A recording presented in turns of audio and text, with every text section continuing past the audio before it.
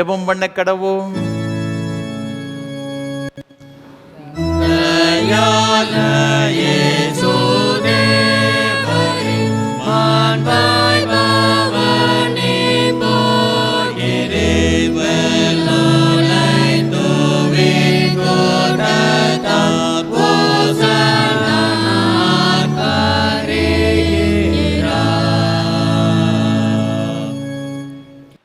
சீயோன் குமாரத்தியே மிகவும் களிகூறு, எருசலேம் குமாரத்தியே கெம்பீரி.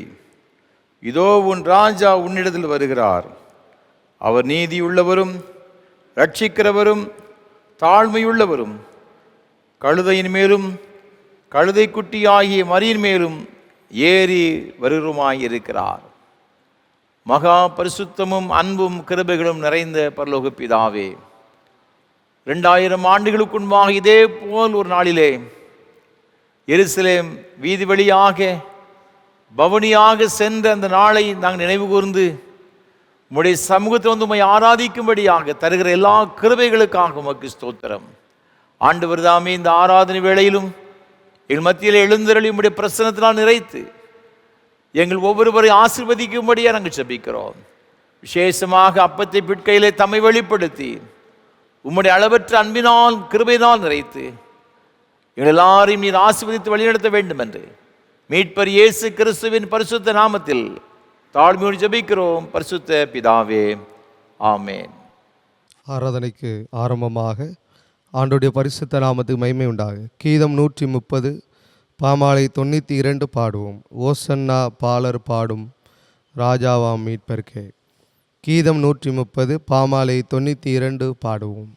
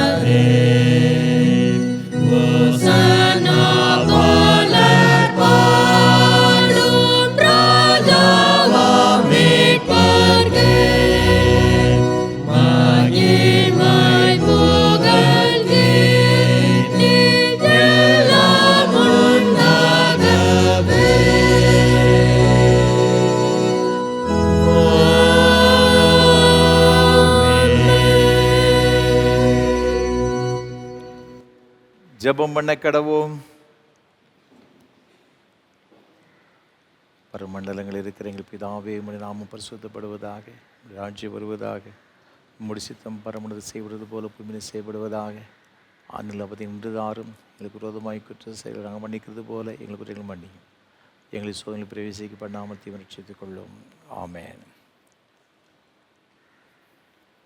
எல்லா இருதயங்களையும் எல்லா விருப்பங்களையும் எல்லா ரகசியம் அறிந்திருக்கிற சர்வவல்லமையுள்ள தேவனே, நாங்கள் தேவரிடத்தில் பரிபூர்ணமாய் அன்பு கூறவும் முது பரிசுத்த நாமத்தை உத்தமமாய் மகிமைப்படுத்தவும் எங்கள் கர்த்தராகிய இயேசு கிறிஸ்து நிமித்தம் முது பரிசுத்த ஆவியின் ஏவுதலால் எங்கள் இருதயத்தின் சிந்தனைகளை சுத்தம் பண்ணியருளும்.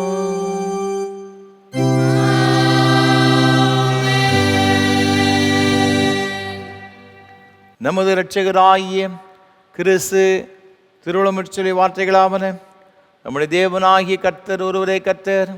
உன் தேவனாகிய கர்த்தரிடத்தில் உன் முழு இதயத்தோடும் முழு ஆத்மாவோடும் உன் முழு மனதோடும் உன் முழு பலத்தோடு அன்பு கூறுவாயாக என்பது பிரதான கற்பனை. இதற்கு ஒப்பாய் இருக்கிற இரண்டாம் கற்பனை என்னவென்றால், உன்னிடத்தில் அன்பு கூறுவது போல் பிறனிடத்திலும் அன்பு கூறுவாயாக என்பதே. இவைகளின் பெரிய கற்பனை வேறொன்றுமில்லை என்றார்.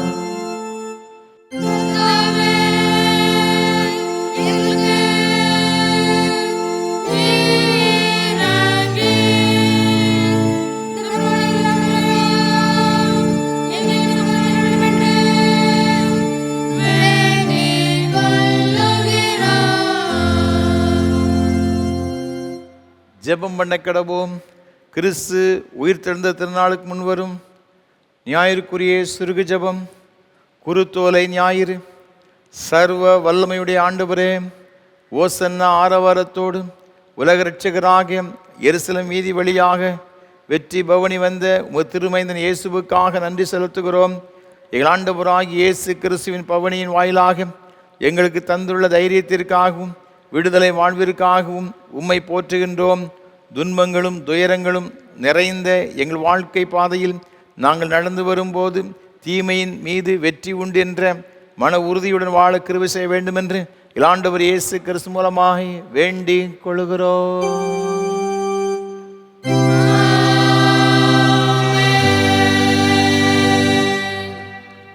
உட்காருங்கள். நிருப வாக்கியம் வாசி கேட்போம். வாசிக்கும்படியாக குறிக்கப்பட்டுள்ள நிருப வாக்கியம் அப்போஸ்தலனாகிய பரிசுத்த பவுல் தீமோத்தேயுக்கு எழுதின முதலாவது நிருபம் 4ஆம் அதிகாரம் 6வது வசனம் முதல் 16ஆம் வசனம் வரை. 1 தீமோத்தேயு 4ஆம் அதிகாரம் 6வது வசனம் முதல். இவைகளை நீ சகோதரருக்கு போதித்து வந்தால் விசுவாசத்திற்குரிய வார்த்தைகளிலும் நீ அனுசரித்த நற்போதகத்திலும் தேறினவனாகி இயேசு கிறிஸ்துவுக்கு நல்ல ஊழியக்காரனாயும் இருப்பாய்.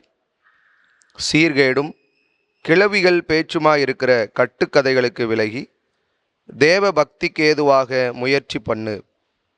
சரீர முயற்சி அற்ப பிரயோஜனம் உள்ளது. தேவ பக்தியானது இந்த ஜீவனுக்கும் இதற்கு பின்வரும் ஜீவனுக்கும் வாக்குத்தத்தம் உள்ளதாகையால் எல்லாவற்றிலும் பிரயோஜனம் உள்ளது. இந்த வார்த்தை உண்மையும் எல்லா அங்கீகரிப்புக்கும் பாத்திரமாயிருக்கிறது. இது நிமித்தம் பிரயாசப்படுகிறோம், நிந்தையும் அடைகிறோம். ஏனெனில் எல்லா மனுஷருக்கும் விசேஷமாக விசுவாசிகளுக்கும் இரட்சகராகிய ஜீவனுள்ள தேவன் மேல் நம்பிக்கை வைத்திருக்கிறோம். இவைகளை நீ கட்டளையிட்டு போதித்து கொண்டிரு. உன் இளமையை குறித்து ஒருவனும் உன்னை அசட்டை பண்ணாதபடிக்கு நீ வார்த்தையிலும் நடக்கையிலும் அன்பிலும் ஆவியிலும் விசுவாசத்திலும் கற்பிலும் விசுவாசிகளுக்கு மாதிரியாயிரு. நான் வருமளவும் வாசிக்கிறதிலும் புத்தி சொல்லுகிறதிலும் உபதேசிக்கிறதிலும் ஜாக்கிரதையாயிரு. மூப்பராகிய சங்கத்தார் உன்மேல் கைகளை வைத்தபோது தீர்க்க தரிசனத்தினால் உனக்கு அளிக்கப்பட்ட வரத்தை பற்றி அசதியாயிராதே. நீ தேறுகிறது யாவருக்கும் விளங்கும்படி இவைகளையே சிந்தித்து கொண்டு இவைகளிலே நிலைத்திரு. உன்னை குறித்தும் உபதேசத்தை குறித்தும் எச்சரிக்கையாயிரு. இவைகளில் நிலை கொண்டிரு. இப்படி செய்வாயானால் உன்னையும் உன் உபதேசத்தை கேட்பவர்களையும் இரட்சித்துக் கொள்வாய் என்பது. நிருப வாக்கியம் வாசித்து முடிந்தது. சுவிசேஷ வாக்கியத்திற்காக நாம் யாவரும் எழுந்து நிற்போம்.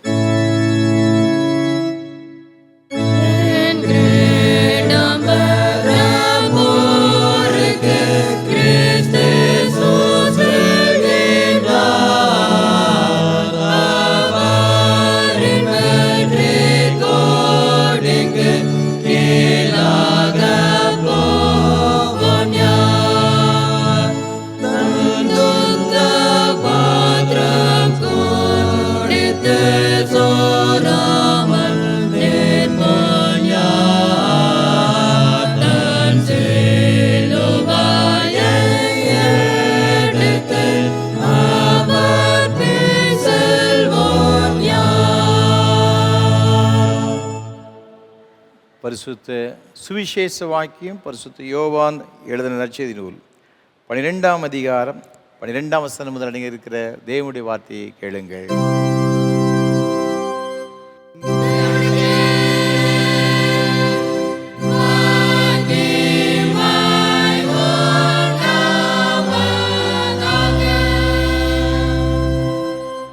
பரிசுத்த யோவான் எழுதின நற்செய்தி நூல் 12ஆம் அதிகாரம் 12ஆம் வசனம் முதல் 18ஆம் வசனம் வரை அடங்கியிருக்கிற ஆண்டவருடைய வார்த்தையை கேளுங்கள். மறுநாளிலே இயேசு எருசலேமுக்கு வருகிறார் என்று பண்டிகைக்கு வந்த திரளான ஜனங்கள் கேள்விப்பட்டு குருத்தோலைகளை பிடித்து கொண்டு அவருக்கு எதிர்கொண்டு போகும்படி புறப்பட்டு, ஓசன்னா, கர்த்தருடைய நாமத்தினாலே வருகிற இஸ்ரவேலின் ராஜா ஸ்தோத்தரிக்கப்பட்டவர் என்று ஆர்ப்பரித்தார்கள். அல்லாமலும், சீயோன் குமாரத்தியே, பயப்படாதே, உன் ராஜா கழுதை குட்டியின் மேல் ஏறி வருகிறார் என்று எழுதியிருக்கிற பிரகாரமாக இயேசு ஒரு கழுதை குட்டியை கண்டு அதன் மேல் ஏறி போனார். இவைகளை அவருடைய சீசர்கள் துவக்கத்திலே அறியவில்லை. இயேசு மகிமை அடைந்த பின்பு இப்படி அவரை குறித்து எழுதியிருக்கிறதையும் தாங்கள் இப்படி அவருக்கு செய்ததையும் நினைவு கூர்ந்தார்கள். அன்றியும் அவருடனே கூட இருந்த ஜனங்கள் அவர் லாசருவை கல்லறையிலிருந்து வெளியே வரவழைத்து அவனை உயிரோடு எழுப்பினார் என்று சாட்சி கொடுத்தார்கள். அப்படிப்பட்ட அற்புதத்தை அவர் செய்தார் என்று ஜனங்கள் கேள்விப்பட்டதினால் அவர்கள் அவருக்கு எதிர்கொண்டு போனார்கள் என்பது.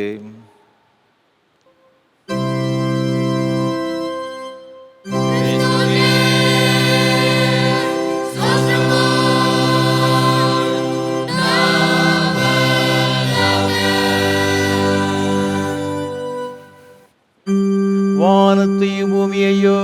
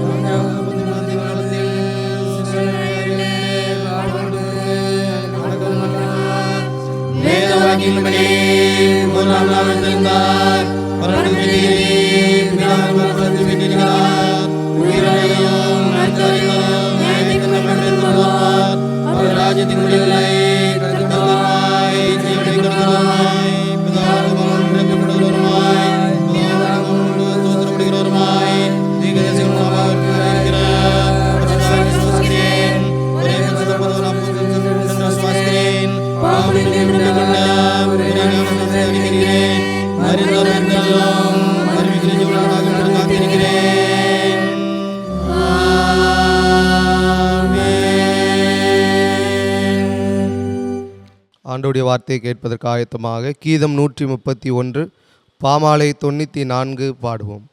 தயால இயேசு தேவரீர், மாண்பாய் பவனி போகிறீர். கீதம் 131 பாமாலை 94 பாடுவோம்.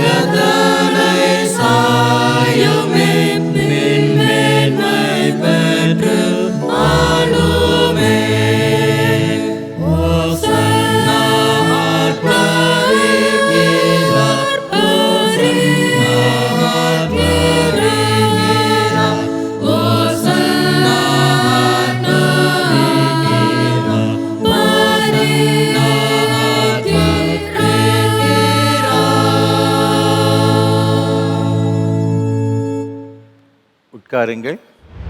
கர்த்தரும் இரட்சகருமான இயேசு கிறிஸ்துவின் ஈடு இணையற்ற நாமத்தினாலே திருநெல்வேலி திருமண்டலம் கல்லடைக்குறிச்சி CSI கிறிஸ்து ஆலயத்தின் சார்பாக இந்த ஆராதனை வேளையிலே பங்கு பெறும்படி வந்திருக்கிற உங்கள் அனைவரையும் அன்போடு கூட வாழ்த்துகிறேன், வரவேற்கிறேன்.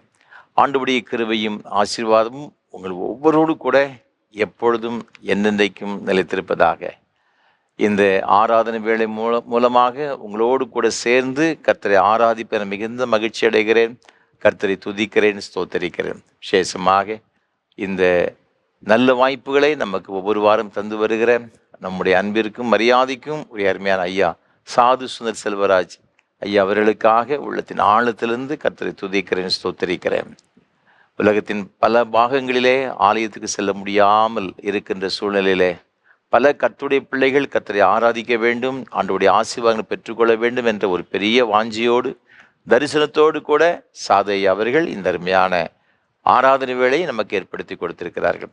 கர்த்தர் தாமே சாதை அவர்களையும் அவர் செய்து கொண்டு வருகிற ஏஞ்சல் தொலைக்காட்சி ஊழியங்கள் மற்றும் இயேசு ஊழியங்களையும் அவர் விதமாக ஆசீர்வதிப்பாராக. நம்முடைய தனி ஜபங்களிலே, குடும்ப ஜபங்களிலே சாதை அவர்களுக்காக அவருடைய ஊழியங்களுக்காக ஜபிப்போம். ஆண்டவருடைய ஆசீர்வாதங்களை நாம் பெற்றுக்கொள்வோம். ஒவ்வொரு வாரமும் இந்த ஆராதனை வேளை CSI திருநெல்வேலி டயசிஸ் என்ற யூடியூப் சேனலிலும் நாங்கள் ஒளிபரப்பு செய்கிறோம். அதை மற்றவர்களுக்கு அறிமுகப்படுத்துங்கள், ஆண்டவருடைய ஆசீர்வாதங்களை பெற்றுக்கொள்ளுங்கள். இந்த ஆராதனை வேளை மிகுந்த ஜெபத்தோடும் அதிக பிரயாசத்தோடு கூட உங்களுக்கு வழங்கி கொண்டு வருகிறோம். உங்களுடைய ஜெபங்கள் அதிகமாக எங்களுக்கு தேவை. நீங்கள் செய்கிற ஜெபங்கள் தான் இந்த ஊழியத்தை நாங்கள் உற்சாகமாய் செய்வதற்கு எங்களுக்கு உத்வேகம் கொடுக்கிறது. ஆகவே உங்களுடைய ஜெபங்கள் தேவை. எனக்காக என்னோடு கூட இந்த ஊழியத்தில் பங்கெடுத்து கொண்டு வருகிற ஒவ்வொரு கர்த்தருடைய பிள்ளைகளுக்காக விசேஷமாக நீங்கள் ஜெபிக்கும்படியாக உங்களை அன்போடு நான் கேட்டுக்கொள்கின்றேன். அது மாத்திரமல்ல, இந்த ஆராதனை வேளையை ஒளிப்பதிவு செய்வதற்கு ஏராளமான தேவைகள் உண்டு. கர்த்தர் உங்கள் உள்ளத்தை ஏவார்னு சொன்னால் நீங்கள் மனம் வந்து தாங்க முன் வரலாம். நிச்சயமாகவே அதனுடைய ஆசீர்வாதங்களை நீங்கள் அபரிவிதமாய் பெற்றுக்கொள்வீர்கள் என்பதில் சந்தேகம் கிடையாது. அதனுடைய ஆசீர்வாதம் நிச்சயமாய் உங்கள் அனைவருக்கும் தந்து வழி நடத்துவார். இந்த நாளிலும் கூட இந்த ஆராதனை வேளையை ஒளிப்பதிவு செய்வதற்கு சென்னையை சார்ந்த அருமையான ஒரு குடும்பத்தில் நமக்கு உதவி செய்திருக்கிறாங்க. ஈஸ்ட் தாம்பரத்தில் வசிக்கின்ற திரு ஜெயக்குமார் டேவிட், திருமதி வனிதாமணி ஜெயக்குமார், இந்த அருமையான தம்பதிகளுக்காக ஆண்டவரை துதிக்கிறேன், ஸ்தோத்தரிக்கிறேன். ஆண்டவருடைய பெரிய கிருபையினால் இந்த வாரத்திலே தன்னுடைய 50வது திருமண ஆண்டை காணும்படியாக தேவன் கிருபை செய்திருக்கிறார். அதற்காக உள்ளத்தின் ஆழத்திலிருந்து ஆண்டவர் துதிக்கிறேன், ஸ்தோத்தரிக்கிறேன். கர்த்தர் தாமே இந்த அருமையான தம்பதிகளை அபரிவிதமாய் ஆசீர்வதிப்பாராக. வானத்து நட்சத்திரங்களைப் போல இந்த பிள்ளைகளுடைய குடும்பங்களை ஆண்டவர் பெருகச் செய்யும்படியாக அன்போடு நான் வாழ்த்துகிறேன். வேத வசனத்தில் சொல்லியிருக்கிறபடி உபாகமம் புஸ்தகம் 26ஆம் அதிகாரம் 19ஆம் வசனத்தில், நான் உண்டு பண்ணின எல்லா ஜாதிகளை பார்க்கிலும் புகழ்ச்சியிலும் கீர்த்தியிலும் மகிமையிலும் உன்னை சிறந்திருக்கும்படி செய்வேன் என்றும், நான் சொன்னபடியே நீ உன் தேவனாகிய கர்த்தரான எனக்கு பரிசுத்த ஜனமாய் இருப்பாய் என்றும் அவர் இன்று உனக்கு சொல்லுகிறார் என்ற வார்த்தையின்படியே ஆண்டவர் இந்த அருமையான குடும்பத்தை அபரிவிதமாய் ஆசீர்வதிப்பாராக. கர்த்தர் கொடுத்த அருமையான மூத்த மகளுக்காக ஆண்டவர் துதிக்கிறேன். அன்புக்குரிய சகோதரி திருமதி ஷாலினி இளங்கோ அவர்களுக்காக ஆண்டவருடைய அவளுக்கு கொடுத்த அருமையான கணவர் திரு சுஜின் இளங்கோ அவர்களுக்காக ஆண்டவரை துதிக்கிறேன், ஸ்தோத்தரிக்கிறேன். தேவனுக்கு கொடுத்த அருமையான அன்பு மகன் கெவின் சாலமோனுக்காக கர்த்தரை துதிக்கிறேன். கர்த்தர் இந்த அருமையான பிள்ளைகளை ஆசீர்வதிப்பாராக. அவருடைய அடுத்த மகன் திரு ஜே மைக்கேல் பால் கில்பர்ட் அவர்களுக்காக, அவருடைய அன்புக்குரிய துணைவியார் திருமதி பிரீத்தி மைக்கேல் அவர்களுக்காக ஆண்டவரை துதிக்கிறேன், ஸ்தோத்தரிக்கிறேன். தேவன் அவளுக்கு கொடுத்த அருமையான மகன் ஜொகனுக்காக கர்த்தரை துதிக்கிறேன். கர்த்தர் தாமே இந்த அருமையான குடும்பத்தை ஆசீர்வதிப்பாராக. நீ உன் பிள்ளைகளையும் இஸ்ரவேலுக்கு உண்டான சமாதானத்தை காண்பாய் என்று ஆண்டவர் சொல்லியிருக்கிறபடியே அருமையான இந்த குடும்பத்தில் சந்ததியெல்லாம் கண்டு ஆண்டவருடைய உன்னதமான ஆசீர்வாதங்களையும் மகிழ்ச்சியையும் ஆரோக்கியத்தையும் பெற்று வாழ ஆண்டவர் அனுகிரகம் செய்வாராக. அது மாத்திரமல்ல, இந்த ஊழியத்துக்கு பல வகையில் உதவி செய்கிற எல்லா கர்த்தருடைய பிள்ளைகளுக்காகவும் ஆண்டவர் துதிக்கிறேன், ஸ்தோத்தரிக்கிறேன். உங்கள் ஒவ்வொருவரையும் ஆண்டவர் அபரிவிதமாக ஆசீர்வதிப்பாராக. ஆமென். தொடர்ந்து ஆண்டவர் நம்மோடு கூட பேசும்படியாக நாம் ஜெபம் செய்வோம். நேசிக்கிற அன்பு தகப்பனே, உம்முடைய திரு வார்த்தைகளை கேட்கும்படியாக இப்பொழுது உம்முடைய சமூகத்தில் வந்திருக்கிறோம். எங்கள் ஒவ்வொருவரோடு கூட பேசும் ஆண்டவரே, இன்றைக்கு நாங்கள் கற்றுக்கொள்ளுகிற உம்முடைய வேத வசனங்கள் எங்கள் ஒவ்வொருடைய ஆவி, ஆத்மா, சரீரத்திற்கு மிகவும் பிரயோஜனமாக இருக்கவும், உம்முடைய ஆசீர்வாதங்களை எங்களை பெற்றுக்கொள்ளவும் கிருபை தாரும். எங்களோடு கூட இடைபடும், எங்களோடு கூட பேசும் உம்முடைய நாமத்தை எங்கள் ஆண்டவர் மகிமைப்படுத்துவீராக. மீட்பர் இயேசு கிறிஸ்துவின் பரிசுத்த நாமத்தை ஜெபிக்கிறோம் தூய பிதாவே, ஆமென். மீண்டும் உங்கள் அனைவருக்கும் அன்பான வாழ்த்துக்களை தெரிவித்துக் கொள்கிறேன். இந்த ஞாயிறு ஒரு சிறப்பான ஒரு ஞாயிறு. வேதத்தில் பல பண்டிகைகள் கொண்டாடப்பட்டிருக்கின்றது. நாமும் கூட பல பண்டிகைகளை கொண்டாடி கொண்டு வருகிறோம். ஆனால் இரண்டே இரண்டு மிக முக்கியமான ஒரு பண்டிகை என்று சொல்லலாம். அது ஞாயிற்றுக்கிழமைகள் வருகிறது. ஒன்று குருத்தோலை ஞாயிறு, மற்றொன்று ஈஸ்டர் பண்டிகை ஞாயிறு. இந்த இரண்டு சிறப்பு நாட்களும் வேதத்தில் சொல்லப்பட்டிருக்கிறது. அந்த இரண்டு நாட்களும் ஞாயிற்றுக்கிழமைகள் வருகிறது. இன்றைய நாள் ஒரு சிறப்பான ஒரு நாள். இந்த ஞாயிறு குருத்தோலை ஞாயிறு என்று நம்ம எல்லாரும் அழைக்கின்றோம். ஆண்டவராய் இருக்கிற இயேசு கிறிஸ்து இங்கு பெத்லகேம் என்று சொல்லப்பட்ட இடத்திலிருந்து எருசலேமுக்கு பவனியாய் சென்ற அந்த நாளை பவனி ஞாயிறு என்றும் நாம் சொல்லுகின்றோம், குருத்தோலை ஞாயிறு என்றும் நாம் சொல்லுகிறோம். அதைத்தான் இன்றைக்கு நம்மளோடு கூட வேதத்திலிருந்து ஒரு சில காரியங்களை பகிர்ந்து கொள்ளும்படியாக விரும்புகின்றேன்.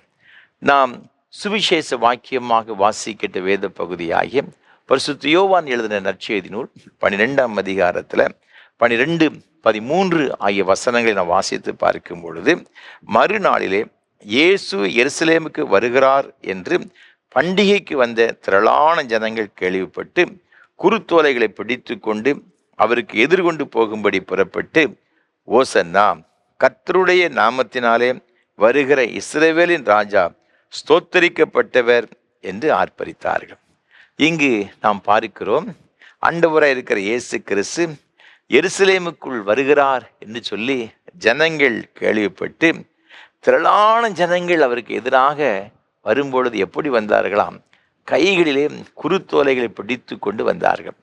இந்த ஆண்டவராய் இருக்கிற இயேசு கிறிஸ்துவுடைய பவனியை குறித்து மத்தேயு எழுதின நற்செய்தி நூல், மார்க்கு சுவிசேஷம், லூக்கா எழுதின சுவிசேஷம், யோவான் சுவிசேஷம், இந்த 4 சுவிசேஷ நூல்களிலும் ஆண்டவருடைய இந்த எருசலேமின் பவனியை குறித்து மிக அழகாக சொல்லப்பட்டிருக்கிறது. ஆனால் இந்த யோவான் எழுதின சுவிசேஷத்தில் மாத்திரம்தான் அவர்கள் குருத்தோலைகளை பிடித்து கொண்டு சென்றார்கள் என்று சொல்லப்பட்டிருக்கிறது. மற்ற சுவிசேஷங்களிலே ஆண்டவராய் இருக்கிற இயேசு கிறிஸ்து செல்லும் பொழுது அவர்கள் மரக்கிளைகளை வெட்டி அவருக்கு முன்பாக போட்டார்கள், வஸ்திரங்களை விரித்தார்கள் என்று சொல்லப்பட்டிருக்கிறது. அன்பான ஆண்டவருடைய பிள்ளைகளே, இந்த எருசலேமின் பவனியை குறித்து ஆண்டவராய் இருக்கிற இயேசு கிறிஸ்து செல்லுவதை நாம் பார்க்கிறோம். அதற்கு முன்பாக எத்தனையோ முறை எருசலேமுக்குள் ஆண்டவர் சென்றாலும் இந்த முறை அவர் செல்லும் பொழுது ஒரு விசேஷித்த விதமாக அதற்குள்ளாக அவர் என்ட்ரு பண்ணுகிறதை நாம் பார்க்கிறோம். இயேசுநாதருடைய பிறப்பு, அவருடைய ஊழியங்கள், அவருடைய வாழ்க்கையுடைய அவர் செய்கிற காரியங்கள், அவருடைய பாடு மரணங்கள், அவர் உயிர்த்தெழுதல் எல்லாமே முன்னமே திட்டமிடப்பட்டது, எல்லாமே முன்னறிவிக்கப்பட்டது. இயேசு கிறிஸ்து இந்த உலகத்தில் பிறந்தது முதல் வாழ்ந்து மரித்து அடக்கம் பண்ணப்பட்டு உயிரோடு கூட எழுந்து வரை எல்லாமே தீர்க்கதரிசியின் மூலமாக முன் சொல்லப்பட்டது. இயேசு கிறிஸ்து பிறப்பதற்கு 500 ஆண்டுகளுக்கு முன்பாகவே சகரியா தீர்க்கதரிசி இவ்வாறாக சொன்னான். சகரியாவின் புஸ்தகம் 9ஆம் அதிகாரம் 9ஆம் வசனத்தில் வாசித்து பார்க்கும் பொழுது, சீயோன் குமாரத்தியே மிகவும் களிகூறு, எருசலேம் குமாரத்தியே கெம்பீரி, இதோ உன் ராஜா உன்னிடத்தில் வருகிறார், அவர் நீதி உள்ளவரும் இரட்சிக்கிறவரும் தாழ்மை உள்ளவரும் கழுதையின் மேலும் கழுதை குட்டி ஆகிய மரியின் மேலும் ஏறி வருகிறமாய் இருக்கிறார் என்று எழுதப்பட்டிருக்கிறது. அப்போ இயேசு பிறப்பதற்கு 500 ஆண்டுகளுக்கு முன்பாகவே ஆண்டவராய் இருக்கிற இயேசு கிறிஸ்து மேசியா எருசலேமுக்குள் ஒரு கழுதையின் மேலும் கழுதை குட்டியாய் மரியின் மேலும் ஏறி உண்டு வருகிறார் என்பதாக சொல்லப்பட்டதை முதல்ல சீசர்கள் கூட அறிந்து கொள்ளவில்லை. சீசர்கள் கூட இது குறித்து தெரியாது. யோவான் சுவிசேஷம் 12ஆம் அதிகாரத்தில் நீங்கள் வாசித்து பாருங்கள். 16ஆம் வசனம் சொல்லுகிறது, இவைகளை அவருடைய சீஷர்கள் துவக்கத்திலே அறியவில்லை. இயேசு மகிமை அடைந்த பின்பு இப்படி அவரை குறித்து எழுதியிருக்கிறதையும் தாங்கள் இப்படி அவருக்கு செய்ததையும் நினைவு கூர்ந்தார்கள் என்பதாக சொல்லப்பட்டது. அப்போ முதல்ல ஆண்டவர் இருக்கிற இயேசு கிறிஸ்து எருசலேமுக்குள்ள போகும்பொழுது, இப்படி கழுதின் மேல் பவனியாய் போகும்போது அவங்களுக்கு ஒன்றுமே தெரியாது. அவங்க கூட யோசிச்சிருக்கலாம், 3.5 ஆண்டு காலம் இயேசுநாதர் கூட ஊழியத்தில் பயணப்பட்டு வருகிறோம், ஒரு நாள் கூட அவர் இப்படி போனது கிடையாது. ஆனால் இப்போ விசேஷமாகி போகிறாரே. அந்த காலத்தில் ராஜாக்கள் யுத்தத்திற்கு சென்று வெற்றியோடு திரும்பி வரும்பொழுது, அவர்கள் பட்டணங்களில் பிரவேசிக்கும் பொழுது குதிரைகள் மேல் நினைச்சுவாங்களாம், வருவாங்களாம். அதே வேளையில் அவங்க சமாதானத்தோடு கூட வரும்பொழுது சமாதானமாக அவர் செல்லுகிறார் என்று வைத்துக் கொள்ளுங்க. அதற்கு அவங்க கழுதின் மேலே போவாங்களாம், பார்த்துக்கிடுங்க. இப்படி இந்த ராஜா, அவர்கள் ஒரு ராஜா புதிதாக அபிஷேகம் பண்ணப்படுகிறான் என்று சொன்னால் அதற்கு என்ன வஸ்திரங்களை விரித்து அவர்களை அழைத்து கொண்டு செல்வாங்களாம். நீங்கள் 2 ராஜாக்களின் புஸ்தகம் 9ஆம் அதிகாரத்தில் நீங்கள் வாசித்து பாருங்க, 13ஆம் வசனத்தை வாசித்து பார்த்தீங்கன்னா, யெகூ ராஜாவான உடனே எக்காலம் ஊதுனாங்களாம், அவனுக்கு முன்பாக தன்னுடைய வஸ்திரங்கள் எல்லாம் விரித்து அது மேலே போக சொன்னாங்களாம். நீங்கள் பார்த்தீங்கன்னா, நீங்கள் மத்திய 21ஆம் அதிகாரம் 8ஆம் வசனத்தில் இயேசுநாதர் இப்படி பவனியாகி போகும்போது வஸ்திரங்கள் எல்லாம் கொண்டு போய் தான் விரிக்கிறாங்க, கழுதின் மேல் போடுறாங்க, அங்கே விரிக்கிறதாக வேதத்தில் நாம் பார்க்கிறோம். அப்போ ஆண்டவராக இருக்கிற இயேசு கிறிஸ்து ஒரு தீர்க்கதரிசியை மாத்திரம் இங்கே சில வேளையில் அறியப்பட்டிருக்கிறாரு. ஆண்டவர் அப்படி சொல்கிறாங்க, தேவ மனுஷகுமாரன், ஆண்டவருடைய குமாரன் என்று சொல்லி அவர் தன்னை அழைக்கிறதாக நம்ம வேதத்தில் பார்க்கிறோம். ஆனால் இந்த இடத்துல வரும் பொழுது அவர் ராஜாவாக ஜனங்களை ஏற்றுக்கொள்கிறதாக நாம் பார்க்கிறோம். ஒரு ராஜாவை போல் ஒரு சமாதானத்து ராஜாவாக எருசலேம் வீதிக்குள்ளாக ஆண்டவர் இருக்கிற இயேசு கிறிஸ்து செல்வதை நாம் பார்க்கிறோம். அவ்வாறு செல்லும்போது திரளான ஜனங்கள் அவருக்கு எதிர்கொண்டு வருகிறாங்க. ஏன்னா பஸ்கா பண்டிகை நாட்களிலே ஏராளமான யூதர்கள் அந்த பண்டிகையை கொண்டாடுவதற்கு எருசலேமுக்கு வருவது வழக்கம், பார்த்துக்கிடுங்க. லட்சக்கணக்கான பேர் வருவாங்களாம். இப்போ இயேசுநாதர் உள்ளே போகும்பொழுது ஏராளமான கூட்டம் அவரை வரவேற்க முன் வந்து விட்டது. ஏன்னு பார்த்தீங்கன்னா, இயேசுநாதர் செய்த அற்புதங்கள்லாம் எல்லா இடத்திலும், பட்டி தொட்டிகள் எல்லா இடத்திலும் பரம்ப ஆரம்பித்து விட்டது. ஆகவே இந்த இயேசுநாதரை நினைச்சுன்னா பார்க்கணும். இயேசுநாதரை ஆகவே அவர் எப்படியாவது எதிர்கொண்டு வரணும், அவர் ராஜாவாக்குன்னு ஒரு கூட்டம் இருக்குது, பார்த்துக்கிடுங்க. சரி, இந்த இயேசுநாதர் என்ன செய்தார் அப்படின்னு சொல்லி பரிசேயர் செய்து, அது வேறு அவங்களுக்கு பயத்தில் கூட இவர் என்னதான் செய்யறன்னு சொல்லி அதையும் பார்க்கறதுக்கு ஒரு கூட்டம் இருந்துச்சுன்னா சென்று கொண்டிருக்கிறாங்க. இப்படி ஏராளமான மக்கள் அவர் பின்பற்றி செல்லுகின்றதை பார்க்கிறோம். இயேசுநாதர் எப்படியாயிலும் ராஜாவாயிட்டா நமக்கு பிரச்சனை இல்லைன்னு சொல்லி ஒரு மக்கள் கூட்டம் நினைத்து கொண்டிருக்கிறாங்க. ஏன்னா அவர் 5 அப்பத்தை 2 மீன் எடுத்து 5000 பேருக்கு போஷித்தார். இது எல்லா மக்களும் அறிந்திருக்கிறாங்க. அப்போ இயேசுநாதர் வந்துட்டார்னாக்க நமக்கு என்ன பிரச்சனையே நிச்சயது கிடையாது. சிலர் என்ன நினைக்கிறாங்க, இவ்வளவு பெரிய அற்புதங்களை செய்தவர், இவர் நமக்கு ராஜாவாக இருப்பார்னு சொன்னால் ரோமுடைய கரத்திலிருந்து நம்ம ஒரு பெரிய விடுதலை பெற்றுக்கொள்ளலாம். ஏன்னா அந்த காலத்தில் ரோமருடைய ஆட்சி காலம் நடைபெற்று கொண்டிருந்தது. அவர்கள் பயங்கரமாக ஒரு கொடூரமான ஆட்சி நடத்தி கொண்டிருந்தாங்க. அவருடைய கரத்திலிருந்து எப்படியாயும் விடுதலை பெற வேண்டும் என்று சொல்லி இந்த யூதர்கள் ரொம்ப ரொம்ப அதிகமாக விரும்பினாங்க. ஏன்னா அவங்க பன்றி இறைச்சியை சாப்பிடுவதற்கு கட்டாயப்படுத்தினாங்க. அது மாத்திரமல்ல, ஆலயத்தில் தேவையில்லாத காரியங்கள்லாம் அவங்க என்ன செய்தாங்கன்னா செய்ய ஆரம்பித்தாங்க. விருத்தசேதனம்லாம் வேண்டாம் அப்படின்னு சொல்லி அப்படிலாம் சில தவறான இஸ்ரவேல் ஜனங்களுக்கு, யூத ஜனங்களுக்கு எதிரான பல காரியங்களை செய்ய ஆரம்பித்த நிமித்தமாக எப்படியாயிலும் மேசியா வந்துட்டார்னா, இயேசுநாதர் ராஜாவாயிட்டார்னா அவருக்கு எவ்வளவோ அற்புதமான சக்தி இருக்கிறபடினால இந்த ரோமருடைய கரத்திலிருந்து நினைச்ச விடுதலை பெற்றுக்கொள்ளலாம். அது மாதிரி அப்பப்போ சின்ன சின்ன பிரச்சனைகள்லாம் அவங்க பண்ணிக்கிட்டு இருப்பாங்க இந்த யூதர்கள். எப்படியாயிலும் ஒரு பெரிய மீட்பு வேண்டும், விடுதலை வேண்டும்னு சொல்லி. அதுதான் சதுசேயர் கூட்டம். இப்படி சில அவங்களுக்குள்ளே சில பிரிவினைகள்லாம் இருந்துச்சு, பார்த்துக்கிடுங்க. அந்த காலத்தில் சதுசேயர்கள் என்ன நினைச்சாங்கன்னு பார்த்தீங்கன்னா, மேசியா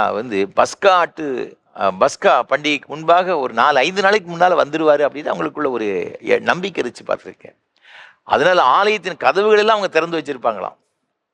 இதை அறிந்த ரோமர்கள் உளவுப்படை வச்சு என்ன இதெல்லாம் கண்காணித்து கொண்டிருப்பாங்க. எங்கெங்கே கூட்டம் அதிகமாக சேருது அங்கெல்லாம் நிறைய போர் வீரர்களை நிறுத்தியிருப்பாங்களாம். இவங்க திடீர்னு கிளர்ச்சி பண்ணிடக்கூடாது, நமக்கு எதிராக கலகம் வந்துடக்கூடாது என்பதில் அதில் ரொம்ப கான்சியஸாக அந்த ரோமர்கள் என்ன செய்திருக்காங்கன்னா இருந்திருக்கிறாங்க. இவங்க என்ன நினைச்சாங்க, நாம் யுத்தம் பண்ணும்பொழுது நம்முடைய வீரர்கள் காயமடைந்த கூட பரவாயில்ல, இயேசுநாதர் தொழில்நோயாளிகளை சுகமாக்கி இருக்கிறார், நோயாளிகளை சுகமாக்கி இருக்கிறார், பிசாசு பிடி சுகமாக்கி இருக்கிறாரு, மரித்தோரை உயிரோடு கூட எழுப்பியிருக்கிறாரு. அப்போ நம்ம வீரர்கள் காயமடைஞ்சால் என்ன செய்யறாருன்னா அவருக்கு சுகத்தை கொடுத்துருவாரு.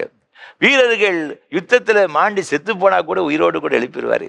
ஸோ இப்படி பல வகையான ஒரு எதிர்பார்ப்போடு கூட தான் இயேசுநாதர் பின்னால் என்ன செய்தாங்கன்னா சென்றதாக நம்ம வேதத்தில் பார்க்கிறோம். ஆண்டவருடைய பிள்ளைகளே, இந்த குருத்தோலை ஞாயிறு ஆண்டவர் பவனியாக செல்லும் நிறைய மக்கள் போனாலும் கூட இப்படிப்பட்ட மக்களும் பின்னால என்ன செய்திருக்கிறாங்கன்னா சென்றிருக்கிறதாக நாம் வேதத்தில் நம்ம பார்க்கிறோம். இன்றைக்கு இந்த குருத்தோலை ஞாயிறில் இன்றைக்கு அந்த பவனியில் நடைபெற்ற சில காரியங்களை உங்களோடு கூட நான் பகிர்ந்து கொள்ள விரும்புகிறேன். முதல்ல நீங்கள் பார்க்கும் பொழுது இந்த குருத்தோலை ஞாயிறு அன்று நடைபெற்ற முதல் ஒரு சம்பவம் என்னன்னு பார்த்தீங்கன்னா, இந்த வேதவசனம் மிக அழகாக சொல்லுகிறது. யோவான் 12ஆம் அதிகாரத்தில் 13ஆம் வசனம், குருத்தோலைகளை பிடித்து கொண்டு அவருக்கு எதிர்கொண்டு போகும்படி புறப்பட்டு, ஓசன்னா கர்த்தருடைய நாமத்தில் வருகிற இஸ்ரவேலின் ராஜா ஸ்தோத்திரிக்கப்பட்டவர் என்று ஆர்ப்பரித்தார்கள். கைகளிலே குருத்தோலைகளை பிடித்து கொண்டு என்ன செய்தாங்கன்னா போனார்கள் என்று வேதம் சொல்லப்பட்டிருக்கிறது. வேதத்தில் இன்னொரு இடத்துலையும் குருத்தோலை பிடித்தார்கள் வசனம் சொல்லுகிறது. அது வெளிப்படுத்தின விசேஷம் 7ஆம் அதிகாரத்தில் நீங்கள் பார்க்கும் பொழுது இங்கே மிக அழகாக சொல்லப்பட்டிருக்கிறது. யோவான் அப்போஸ்தலன் பரலோக காட்சியை காண்கின்றான். அப்போ அவன் கண்ட ஒரு தரிசனம் என்னன்னு பார்த்தீங்கன்னா, வெளிப்படுத்த 7:9 சகல ஜாதிகளிலும் கோத்திரங்களிலும் ஜனங்களிலும் பாஷைக்காரர்களும் இருந்து வந்ததும் ஒருவனும் எண்ணக்கூடாததுமான திரளான கூட்டமாகிய ஜனங்கள் வெள்ளை அங்கிகளை தரித்து தங்கள் கைகளில் குருத்தோலைகளை பிடித்து சிங்காசனத்திற்கு முன்பாகவும் ஆட்டுக்குட்டியானருக்கு முன்பாகவும் நிற்க கண்டேன். பரலோகத்தில் ஒரு பெரிய காட்சியை யோவான் அப்போஸ்தலன் பார்க்கின்றான். ஆண்டவருடைய சீஷன் யாராலுமே எண்ண முடியாதாம் திரள் கூட்ட ஜனங்கள் இருக்கிறாங்க. அவங்க வெள்ளை அங்கிகளை தரித்திருக்கிறாங்க, கைகளிலே குருத்தோலைகள் இணைச்சிருக்கிறாங்கன்னா பிடிச்சிருக்கிறாங்க. ஆண்டவருக்கு முன்பாக அவர்கள் ஆர்ப்பரித்து கொண்டிருக்கிறாங்க, துதித்து கொண்டிருக்கிறாங்க. ஆட்டுக்குட்டியானவருக்கு முன்பாக நிற்க கண்டேன். அதே போல தான் இப்பயும் நீங்கள் பார்க்கும் பொழுது தேவ ஆட்டுக்குட்டியா இருக்கிற இயேசு கிறிஸ்துக்கு முன்பாக இந்த ஜனங்கள் நின்று கொண்டு கைகளிலே குருத்தோலைகள் இணைச்சிருக்காங்கன்னா பிடித்து கொண்டிருக்கிறார்கள். எத்தனை ஒரு பெரிய ஒரு ஆசீர்வாதம் பாருங்க. இந்த குருத்தோலை பிடித்திருக்கிறது அது நமக்கு எதை காண்பிக்கிறது அப்படின்னு பார்த்தீங்கன்னா, இது குருத்தோலை இந்த மரத்தில் ஓலைகளுக்கு மத்தியில் நினைச்சேன்னா இருக்கும் பார்த்துக்கிடுங்க.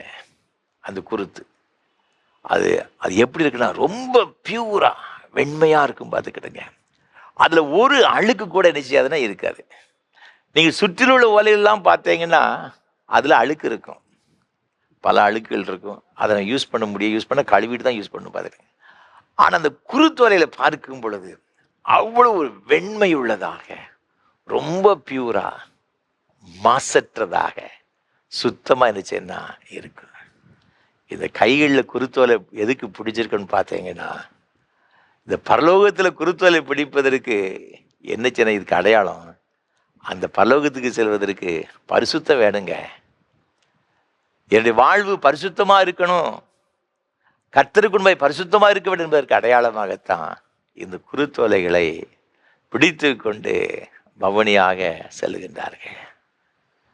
வேறு எதனாலும் பிடிக்கலாம்ல, வேறு எதாவது கொடி வச்சுக்கலாம், எதனாலும் செய்துக்கலாம். இது குருத்து வைக்கிற காரணம் அதே போல் என்னுடைய வாழ்க்கை பரிசுத்தமாக இருக்கணும். அன்பான ஆண்டுடைய பிள்ளைகளே, இந்த குருத்து ஞாயிறன்று ஆண்டவருடைய வார்த்தைகளை நாம் கேட்டுக்கொண்டிருக்கிறோம். இந்த பண்டிகையை நாம் கொண்டாடி கொண்டிருக்கிறோம். நம்முடைய வாழ்க்கை ஆண்டவர் விரும்புகிற பரிசுத்தம் உள்ள ஒரு வாழ்க்கை இருக்கிறதா? இன்றைக்கு மக்கள் எல்லாம் குருத்தோலை பிடித்து கொண்டு வீதி வீதியாய் செல்லுகின்றார்கள். ஒவ்வொரு சபைகளிலும் சென்று கொண்டிருக்கின்றோம். நம்முடைய சபைகளில் நாம் சென்று கொண்டிருக்கிறோம். ஆனால் அந்த குருத்தோலை பிடித்திருக்கிற நம்முடைய வாழ்க்கை ஆண்டவர் விரும்புகின்ற அந்த பரிசுத்தம் இருக்கிறதா? லேவியராம் புஸ்தகத்தில் நான் வாசித்து பார்க்கும் 19ஆம் அதிகாரத்தில் 2ஆம் வசனம் சொல்லுகிறது, உங்கள் தேவனும் கர்த்தருமாகிய நான் பரிசுத்தர், ஆகையால் நீங்களும் பரிசுத்தராயிருங்கள். நான் பரிசுத்தர், ஆகையால் நீங்கள் பரிசுத்தராயிருங்கள். நீங்கள் 20ஆம் அதிகாரத்தில் 26ஆம் வசனத்தை பார்த்தீங்கன்னா, கர்த்தராகிய நான் பரிசுத்தராய் இருக்கிறபடியினாலே நீங்களும் எனக்கு ஏற்ற பரிசுத்தவான்களாய் இருப்பீர்களாக, நீங்கள் என்னுடையவர்களாய் இருக்கும்படிக்கு உங்களை மற்ற ஜனங்களை விட்டு பிரித்தெடுத்தேன். நீ என் பிள்ளைகளாக இருக்கணும். நான் பரிசுத்தராக இருக்கிறது போல் நீனும் பரிசுத்தராக இருக்க வேண்டிய ஒரே ஒரு காரணத்திற்காகத்தான் மற்ற ஜனங்களை விட்டு பிரித்தெடுத்தேன். அதனால தான் உன்னை எகிப்திலிருந்து நான் கொண்டு வந்தேன். ஆண்டவர் சொல்லுகிறாருங்க. ஆண்டுடைய பிள்ளைகளே, இந்த குருத்தோலை ஞாயிற்று இந்த ஓலைகளை நாம் பிடிக்கிறோம், குருத்தை நாம் பிடிக்கின்றோம். அதனுடைய அடையாளம் என்ன அப்படின்னு பார்த்தீங்கன்னா, அதே போல் நம்முடைய வாழ்க்கை பரிசுத்தமாக இருக்கணும். இன்றைக்கு ஆண்டவர் நம்ம எப்படி பரிசுத்தப்படுத்துகிறார்? அவர் இரத்தத்தினாலே நம்ம எல்லாரும் பரிசுத்தமாக்கப்படுகிறோம். இயேசு எனக்காய் மரித்தார் என்று நாம் விசுவாசிக்கும் பொழுது, எனக்காய் இரத்தம் சிந்தினார் சொல்லும் பொழுது, அந்த இரத்தம் நம்மை பரிசுத்தமாக்குறது. இது மாத்திரமல்ல, நீங்கள் வேதத்தில் வாசித்து பாருங்கள். 1 தீமோத்தேயு நிருபத்தில் 4ஆம் அதிகாரத்தில் வாசித்து பார்க்கும் பொழுது இங்கு வேதம் இவ்வாறாக சொல்லுகின்றது. 5ஆம் வசனம், அது தேவ வசனத்தினாலும் ஜெபத்தினாலும் பரிசுத்தமாக்கப்படும். இப்போ தேவ வசனம், வேத வசனங்கள், ஜெபம், இதனால் நம்முடைய வாழ்க்கை பரிசுத்தமாக இருக்குமா? நம் பரிசுத்தமுள்ளவர்களாக இருக்க வேண்டும் என்பதே தேவ சித்தமாக இருக்கிறது வசனம் சொல்லுகிறது. அப்போ நம்ம இந்த பரிசுத்தமாக இருப்பதற்கு என்ன செய்யணும்னு பார்த்தீங்கன்னா, வேத வசனத்தை நாம் அதிகமாக தியானிக்கணுங்க. இன்றைக்கு நம்முடைய வீடுகளில் எத்தனை வேத புத்தகம் இருக்குது தெரியுமா? ஒரு காலத்தில் இந்த வேத புத்தகம் நம்முடைய கரத்தில் இருப்பதே ஒரு பெரிய ஒரு பாக்கியமாக நினச்சோம். ஏன்னா எல்லா வீடுகள்லேயும் வேத புத்தகம் 1 இல்லை 2 தான் இருக்கும் பார்த்துட்டு. நான்லாம் ஆரம்ப காலத்தில் இயேசு ஏற்றுக்கொண்ட புதுதில் எங்கள் வீடுகளில் ஒரே ஒரு பைபிள் இருந்துச்சு, ஒரே ஒரு புதிய ஏற்பாடு மட்டும்தான் இருந்துச்சு. ஆனால் இப்போ நிறைய வேதாமம் இருக்கிறது. ஆங்கிலத்தில் பல பெர்சன்ஸ் இருக்குது பார்த்துக்கிடுங்க. ஒரு காலத்தில் ஒரு 40-50 வருஷத்துக்கு முன்னால் எல்லா வீடுகளும் அப்படி தான் இருக்குங்க. சில வீடுகளில் இந்த வேதாமம் கூட கிழிஞ்சு போய் தான் இருந்திருக்கு பார்த்துக்கிடுங்க. ஆனால் இன்றைக்கு இந்த பைபிள் சொசைட்டி மூலமாக நம்முடைய வேதத்தை நம்ம அதிகமாக அச்சடித்து நிறைய இடங்களில் நம்ம கிஃப்டாக கூட நம்ம நினைச்சதை வாங்கி விடுகிறோம் பார்த்துக்கிடுங்க. ஆனால் இந்த வேதத்தை நாம் அவ்வளோ வேதத்தை வச்சிருக்கிறோமே, நாம் அதற்கு எதற்கு நம்ம பயன்படுத்தி கொண்டு இருக்கிறோம்? தலைவலி காய்ச்சல் வந்தால் தலையணுக்கு பதில் வைத்து படுப்பதற்கா? பிசாசு போராட்டம் வந்தாச்சுன்னா அதுலேருந்து நமக்கு விடுதலை கிடைக்கும் என்பதற்காக, பிசாசு பக்கத்தில் வர என்பதற்காக நம்ம பக்கத்தில் துணைக்கு நம்ம பைபிள் வச்சுருக்கிறோமா? அன்பானவர்களே, இந்த வேதம் உள்ளத்தில் இருக்கணுங்க. நாம் இதை படிக்கணும். வருஷத்துக்கு ஒரு முறையாவது வேதத்தை படித்து முடிச்சிடணுங்க. டெய்லி ஒரு 3 இல்லை 4 அதிகாரம் வாசித்தாலே டெய்லி இந்த வேதத்தை படித்து முடித்து விடலாம். அதை நம்ம தியானிக்கணும். இது வேத வசனம் நம்முடைய உள்ளத்துக்குள்ளே போய் நம்மை பரிசுத்தப்படுத்துங்க. பிரசங்கிகளின் வேந்தன்னு சொல்லப்பட்ட C.H. ஸ்பர்ஜன் அவர் சொல்றாரு, நான் முழங்காலே நின்று 100 முறை நான் அடிச்ச வேதத்தை வாசித்தேன். அப்படி வாழ்க்கை அவ்வளோ ஒரு ஆசீர்வாதம் நிறைந்த ஒரு வாழ்க்கை, அநேகரை கிறிஸ்துக்குள் கட்டி எழுப்பின ஒரு வாழ்க்கையாக இருந்துச்சு. நம்முடைய வாழ்க்கை வேதத்தினால கட்டப்பட்ட ஒரு வாழ்க்கையாக இருக்கணும். இந்த பரிசுத்தம் வேத வசனத்தின் மூலம் வருகிறது. அது மாத்திரமல்ல, ஜெபத்தினாலும் பரிசுத்தமாக்கப்படும். வேத வாசிப்பு மாத்திரம் கிடையாதுங்க, ஜெப நிறைந்த ஒரு வாழ்க்கையாக இருக்கணும். ஜெபம் நம்முடைய சிந்தையை சுத்திகரிக்கிறது, பரிசுத்தப்படுது. தேவ சமூகத்தில் ஜெபிக்கும் பொழுது, ஆண்டவரோடு கூட நாம் உறவாடும் பொழுது, ஆண்டவருடைய பிரசன்னம் நமக்குள் கடந்து வருகிறது, நாம் பரிசுத்தம் அடைகிறோம். சீனா தேசத்தில் மிஷினரியாய் பணி செய்த ஹட்சன் டெய்லர் அப்படி வாழ்க்கையை குறித்து பார்க்கும் பொழுது, அதிகாலையில் எழுந்து ஜெபம் பண்ண ஆரம்பிச்சிருவாராம். சூரியன் உதிக்கும் வரை ஜெபம் பண்ணுவாராம்.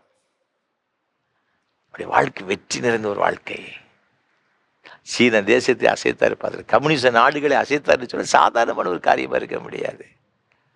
தேவன் எதிர்பார்க்கிற பரிசுத்தம். இந்த பவனி ஞாயிறுல குருத்தோலையில் பிடிச்சாங்க. இது குருத்தோலை ஒரு நாள் ஆண்டவருக்கு முன்பாக நாம் என்ன செய்யணும்? பிடிக்க வேணும்.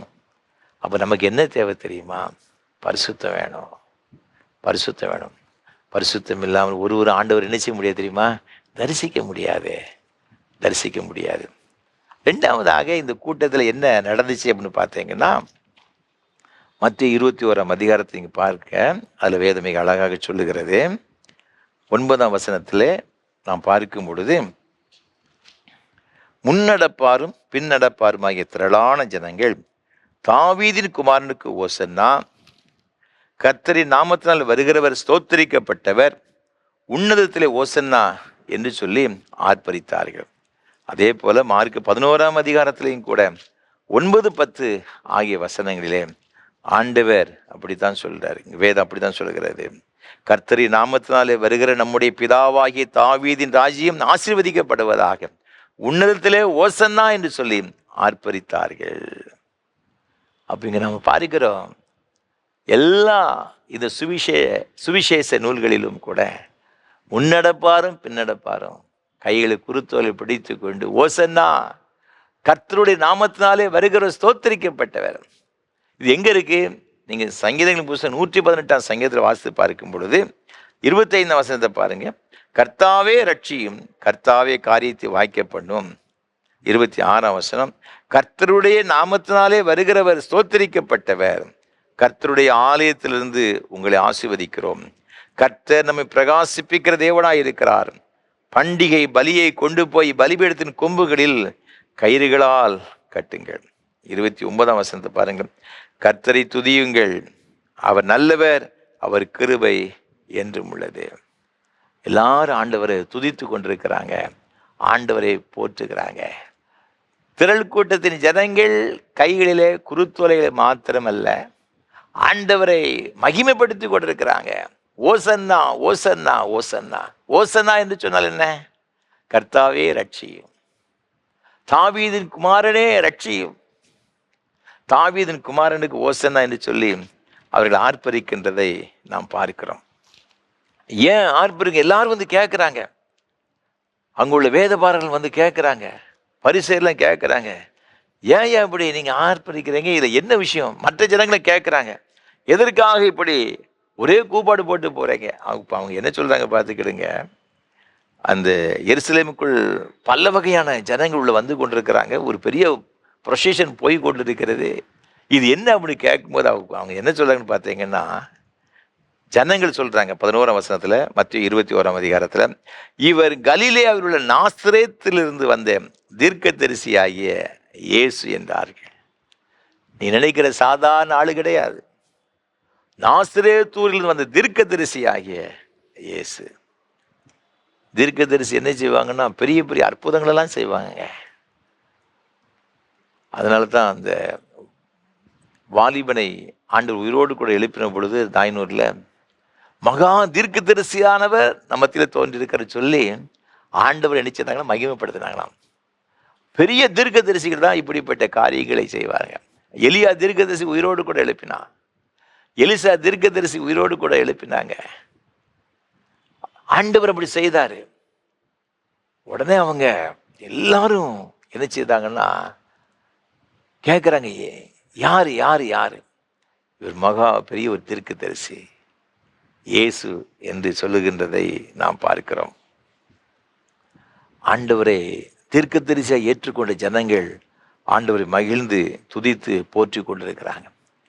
வேற எதற்காக ஆண்டவரை எல்லாரும் போற்றுகிறாங்கன்னு பார்த்தீங்கன்னா, நீங்கள் யோவானின் சுவிசேஷம் 5ஆம் அதிகாரத்தின் வாசித்து பார்த்தீங்கன்னா, 38 வருஷமாக வியாதியாக இருந்த மனுஷனை ஆண்டு சுகமாக்குறாரு. யோவான் 9ஆம் அதிகாரத்தில் பிறவிக்குள்ள சுகமாக்குறாரு. இதெல்லாம் ஜனங்கள் பிரத்யட்சமாய் பார்க்கிறாங்க. எருசலேமில் ஆண்டவர் செய்கிறாரு, பார்த்துக்கிடுங்க. அது மாத்திரமல்ல, ஆண்டவர் பெத்தானியாவில் லாசருவை உயிரோடு கூட இறைச்சாரு, எழுப்பினார். இது சமீபத்தில் பார்த்த ஒரு சாட்சி. 12ஆம் அதிகாரத்தில் இந்த சம்பவத்தை பாருங்க. முந்தின 11ஆம் அதிகாரத்தில் ஆண்டவர் என்ன செய்தார்னா, லாசரு உயிரோடு கூட எழுப்பினார். இதெல்லாம் கண்கூடா பார்த்தாங்க. எருசலேமுக்கு பக்கத்தில் இருக்கிற ஒரு கிராமம் இந்த பெத்தானியா பார்த்துக்கிடுங்க. எல்லாம் அப்படி தீப்பிடிச்ச மாதிரி அவரை பற்றி எல்லா இடத்துக்கும் செய்திகள் பரவுகிறது. இதை பார்த்த உடனே அவங்களுக்கு ஒன்றுமே ஓடலை. இது உலகமே பின்னால் போய் கொண்டு இருக்கிற சொல்லி வேத பாரகரும் பரிசேரும் சொல்ல ஆரம்பித்து விட்டார்கள். இப்படிலாம் இருந்துச்சுன்னா நம்ம பிறத்தை ஒருத்தம் கூட வரமாட்டான், எல்லாம் இயேசுநாதர் பிறத்தை போயிடுவாங்க, இனிமேல் நாம ஒன்றும் செய்ய முடியாதுன்னு ஒரு முடிவுக்கு அவங்க வந்துட்டாங்க. திரள் கூட்ட ஜனங்கள் ஆண்டவரை பாடி மகிமைப்படுத்தி கொண்டு செல்லுகின்றதை நாம் பார்க்கிறோம். அன்பான ஆண்டவருடைய பிள்ளைகளே, குருத்தோலை ஞாயிறு அன்றைக்கு அந்த ஜனங்கள் செய்தது கர்த்தரை மகிமைப்படுத்தினாங்க. எல்லாரும் சொல்றாங்க, நீர் அதட்டும். அவங்க எல்லாம் கூப்பாடு போட்டுக்கிட்டு இருக்காங்க. ராஜாவை எப்படி புகழ்வார் அதே போல புகழ்ந்து கொண்டிருக்கிறாங்க. ஆண்டவர் சொன்னாரு, இவர்கள் கூப்பிடாவிட்டால் இந்த கல்லுகள் நிச்சயம் கூப்பிடும். இவர் உள்ளத்தின் ஆழத்திலிருந்து என்னை மகிமைப்படுத்தி கொண்டிருக்கிறாங்க. நம்முடைய வாழ்க்கையில கர்த்தரை மகிமைப்படுத்தும்படியாக தேவன் நம்மை எதிர்பார்க்கிறார். துதிக்கும் பொழுது ஆண்டவர் பெரிய காரியங்கள் செய்கிறார். 2 நாளும் புஸ்தகத்தில் வாசித்து பார்க்கும் பொழுது நீங்க வேதத்துல 20ஆம் அதிகாரம் 21, 22 ஆகிய வசனங்களிலே யோசபாத்துக்கு விரோதமாக மோவாபியர், அம்மோனியர், மலைக்கு அப்புறத்துல சேயீர் மலை தேசம் எல்லாம் வர்றாங்க. இவன் என்ன செய்தான் தெரியுமா? யுத்த களத்தில் போய் போர் வீரர்களுக்கு முன்பாக பாடகரை நிறுத்துகிறான். கர்த்தரை துதியுங்கள், அவர் நல்லவர், அவர் கிருபை என்றும் உள்ளது சொல்லி ஆண்டவர் புகழ்ந்து கொண்டிருக்கிறாங்க. ஆண்டவர்களுக்காக யுத்தம் பண்ணினார். அந்த 3 ஜாதி கூட்டம் ஒருவருக்கு விரோதமாக ஒருவர் யுத்தம் பண்ணி மடிந்து போனாங்க என்று வேதத்தில் பார்க்கிறோம். ஒரு பெரிய வெற்றி இந்த துதித்தல் இருக்கிறது. நமக்கு விரோதமாக பிசாசு போராடலாம், உலகம் போராடும் பார்த்து கேளுங்க. நமக்கு ஜெயம் எடுப்பதற்கு ஒரு நல்ல ஒரு வழி ஆண்டவர் சொல்லி கொடுத்துருக்கிறாரு. ஆண்டவர் மகிமைப்படுத்தணும். இந்த பருதிமை குருடனை பாருங்க, தாவீதின் குமாரனே அப்படின்னு கூப்பிட்டான் பார்த்துக்கிடுங்க. அவனுக்கு தெரியுது தாவீது இயேசு யாருன்னு அவனுக்கு தெரிஞ்சிருக்கு பாருங்க. இன்றைக்கு இந்த தாவீதின் குமாரனுக்கு ஓசன்னான்னு சொல்லி அந்த ஆர்ப்பரித்த ஜனத்தை போல நாமும் ஆண்டவரை மகிமைப்படுத்தும் பொழுது நம்முடைய வாழ்க்கையில் ஒரு பெரிய வெற்றியை நமக்கு கொடுப்பார். நம்முடைய சத்துருக்கு முன்பாக நம்முடைய தலையை என்ன செய்வார்னா உயர்த்துவார். அதில் சந்தேகமே கிடையாது. இந்த ஜனங்கள்லாம் பார்க்குறாங்க எவ்வளவு பெரிய ஒரு ஆச்சரியமான காரியங்களை, இயற்கைக்கு அப்பாற்பட்ட விதத்தில் தேவன் எவ்வளவு ஆச்சரியமான காரியங்களை செய்தார். 5 அப்பத்தையும் 2 மீனும் எடுக்கிறார், 5000 பேருக்கு போஷிக்கிறாரு. இதெல்லாம் கண்கூட பார்த்த ஜனங்கள் லாசரு உயிரோடு எழுப்பினதை பார்க்கிறாங்க. அவங்கள அடங்கிக் கொள்ள முடியலைங்க. கர்த்தரை மகிமைப்படுத்துறாங்க. ஆண்டவருடைய அதிசயங்களை நாம் சிந்திக்க தியானிக்க நம்ம சும்மா இருக்க முடியாது. நம்ம அறியாமலே ஆண்டவருக்கு ஸ்தோத்திரம் மகிமை உண்டாவதாக அல்லேலூயா என்று சொல்லி நாம் துதிக்க ஆரம்பித்து விடுவோம். இந்த ஜனங்கள் கர்த்தரை மகிமைப்படுத்தினாங்க. அது மாத்திரமல்ல, கடைசியாக வேதத்தில் வாசித்து பார்க்கும் பொழுது அவங்க என்ன செய்தாங்க அப்படின்னு பார்த்தீங்கன்னா, இந்த யோவான் எழுதின சுவிசேஷம் 12ஆம் அதிகாரத்தில் 17ஆம் வசனம் சொல்லுகிறது, அன்றியும் அவருடனே கூட இருந்த ஜனங்கள் அவர் லாசருவை கல்லறையிலிருந்து வெளியே வரவழைத்து அவனை உயிரோடு எழுப்பினார் என்று சாட்சி கொடுத்தார்கள். இயேசுவை பற்றி ஒரு நற்சாட்சி கொடுக்கிறாங்க. ஆண்டவரை பற்றி சாட்சியாக அறிவிக்கிறாங்க. என்ன அறிவிக்கிறாங்க? இந்த இயேசு லாசருவை உயிரோடு கூட எழுப்பினார், இதற்கு நாங்கள் சாட்சிகள். அப்போ இந்த சாட்சி எவ்வளோ முக்கியம் பாருங்க. நீங்கள் வேதத்தில் வாசித்து பார்க்கும் பொழுது வெளிப்படுத்தின விசேஷம் 12ஆம் அதிகாரத்தில் 11ஆம் வசனம் சொல்லுகிறது. நீங்கள் பார்த்தீங்கன்னா மிக அருமையாக அந்த வசனம் சொல்லப்பட்டிருக்கிறது. மரணம் நேரிடுகிறதா இருந்தாலும் அதற்கு தப்பும்படி தங்கள் ஜீவனையும் பாராமல் ஆட்டுக்குட்டியின் இரத்தத்தினாலும் தங்கள் சாட்சியின் வசனத்தினாலும் அவனை ஜெயித்தார்கள். பிசாசை ஜெயிக்கிறதற்கு துதிக்கிறது மாத்திரம் கிடையாது, நாம் சாட்சி சொல்லணுங்க. இயேசு செய்த அற்புதங்களை சாட்சியாய் அறிவித்தாலும் கூட பிசாசு ஜெயிக்க முடியும். பரலோகத்தில் யார் நிற்பாங்க தெரியுமா? ஆட்டுக்குட்டியின் ரத்தம் கழுவப்பட்டவர்கள் என்ன செய்வாங்கன்னு பார்த்தீங்கன்னா, சாட்சியின் வசனத்தினால தான் பிசாசு ஜெயிக்க முடியுமா. இயேசுவின் ரத்தத்தில் நம்ம கழுவப்படுகிறோம். பிசாசு அந்த ஓடிட மாட்டான், நமக்கு எதிர்த்து தான் நிற்பான். அவனை ஜெயிக்கிறதுக்கு நம்முடைய சாட்சி நிறைந்த வாழ்க்கை, இயேசுவை பற்றியதான சாட்சியை, அவரை குறித்ததான காரியங்களை சாட்சியாக பிறருக்கு எதிர்ச்சேன்னா அறிவிக்க வேண்டும் என்று தேவன் விரும்புகிறார். அன்பான ஆண்டவருடைய பிள்ளைகளை, நம்முடைய வாழ்க்கையில் பல வகையில் போராட்டங்கள், நமக்கு எதிராக எத்தனையோ காரியங்கள் வந்தாலும் கூட அதற்கு மத்தியில் ஆண்டவர் நமக்கு செய்த நன்மைகளை சாட்சியாக அறிவிக்கணும். நம்முடைய வாழ்க்கை சாட்சி நிறைந்த ஒரு வாழ்க்கையாக இருக்கணும். யோவான் 16:33 சொல்லுகிற, உலகத்தில் உங்களுக்கு உபத்திரம் உண்டு, ஆனால் திடன் கொள்ளுங்கள், நான் உலகத்தை ஜெயித்தேன். உலகத்தை ஜெயித்த ஆண்டவர் நம்ம கூட இருக்கிறாருங்க, நம்ம கூட இருக்கிறாரு. நாம் ஆண்டவருக்கு சாட்சியாக இருக்கணும். மற்றவர்களுக்கு இந்த சாட்சி அறிவிக்கும் பொழுது அநேகர் அதை கண்டு ஆண்டவரிடத்தில் வருவார்கள். இன்றைக்கு நம்முடைய வாழ்க்கை சாட்சி நிறைந்த ஒரு வாழ்க்கையாக இருக்கிறதா? மற்றவர்களுக்கு இயேசுவை பற்றிதான காரியங்களை சாட்சியாக நம்ம அறிவிக்கிறோமா? அறிவித்தால் இது குருத்தோலை ஞாயிறு கொண்டாடுவதில் ஒரு அர்த்தம் இருக்கிறது. இது குருத்தோலையை போல நம்முடைய வாழ்க்கை பரிசுத்தம் நிறைந்தாக இருக்கணும். அன்றைக்கு இது குருத்தோலை ஞாயிறு, இன்றைக்கு ஆண்டவருக்கு முன்பாக தங்களுடைய வஸ்திரங்களை விரித்தது, அவரை ராஜாவாக ஏற்றுக்கொண்டதை போல நாமும் அவர் ஆண்டவரை புகழ்ந்தது போல நாமும் ஆண்டவரை மகிமைப்படுத்துவர்களாக, ஆண்டவருக்கு முன்பாக நம்மை முற்றிலுமாய் தாழ்த்தி அவரை ஏற்றுக்கொண்டவர்களாக வாழப்படுது. நம்முடைய வாழ்க்கை ஒரு அர்த்தம் நிறைந்த ஒரு வாழ்க்கையாக இருக்கும். அது மாத்திரமல்ல, நம்முடைய வாழ்க்கை ஒரு சாட்சி நிறைந்த ஒரு வாழ்க்கையாக, மற்றவர்கள் இயேசுவை பற்றி தான சாட்சியை அறிவிக்கிற ஒரு வாழ்க்கையாக இருக்கும் பொழுது இந்த குருத்தோலை ஞாயிறு ஒரு அர்த்தமுள்ள ஒரு ஞாயிறாக, ஆசீர்வாதம் நிறைந்த ஒரு ஞாயிறாக இருக்கும் என்பது சந்தேகம் கிடையாது. அப்படிப்பட்ட கிருபைகளை கர்த்தர் தாமே நம்ம ஒரு தருவாராக. ஆமென்.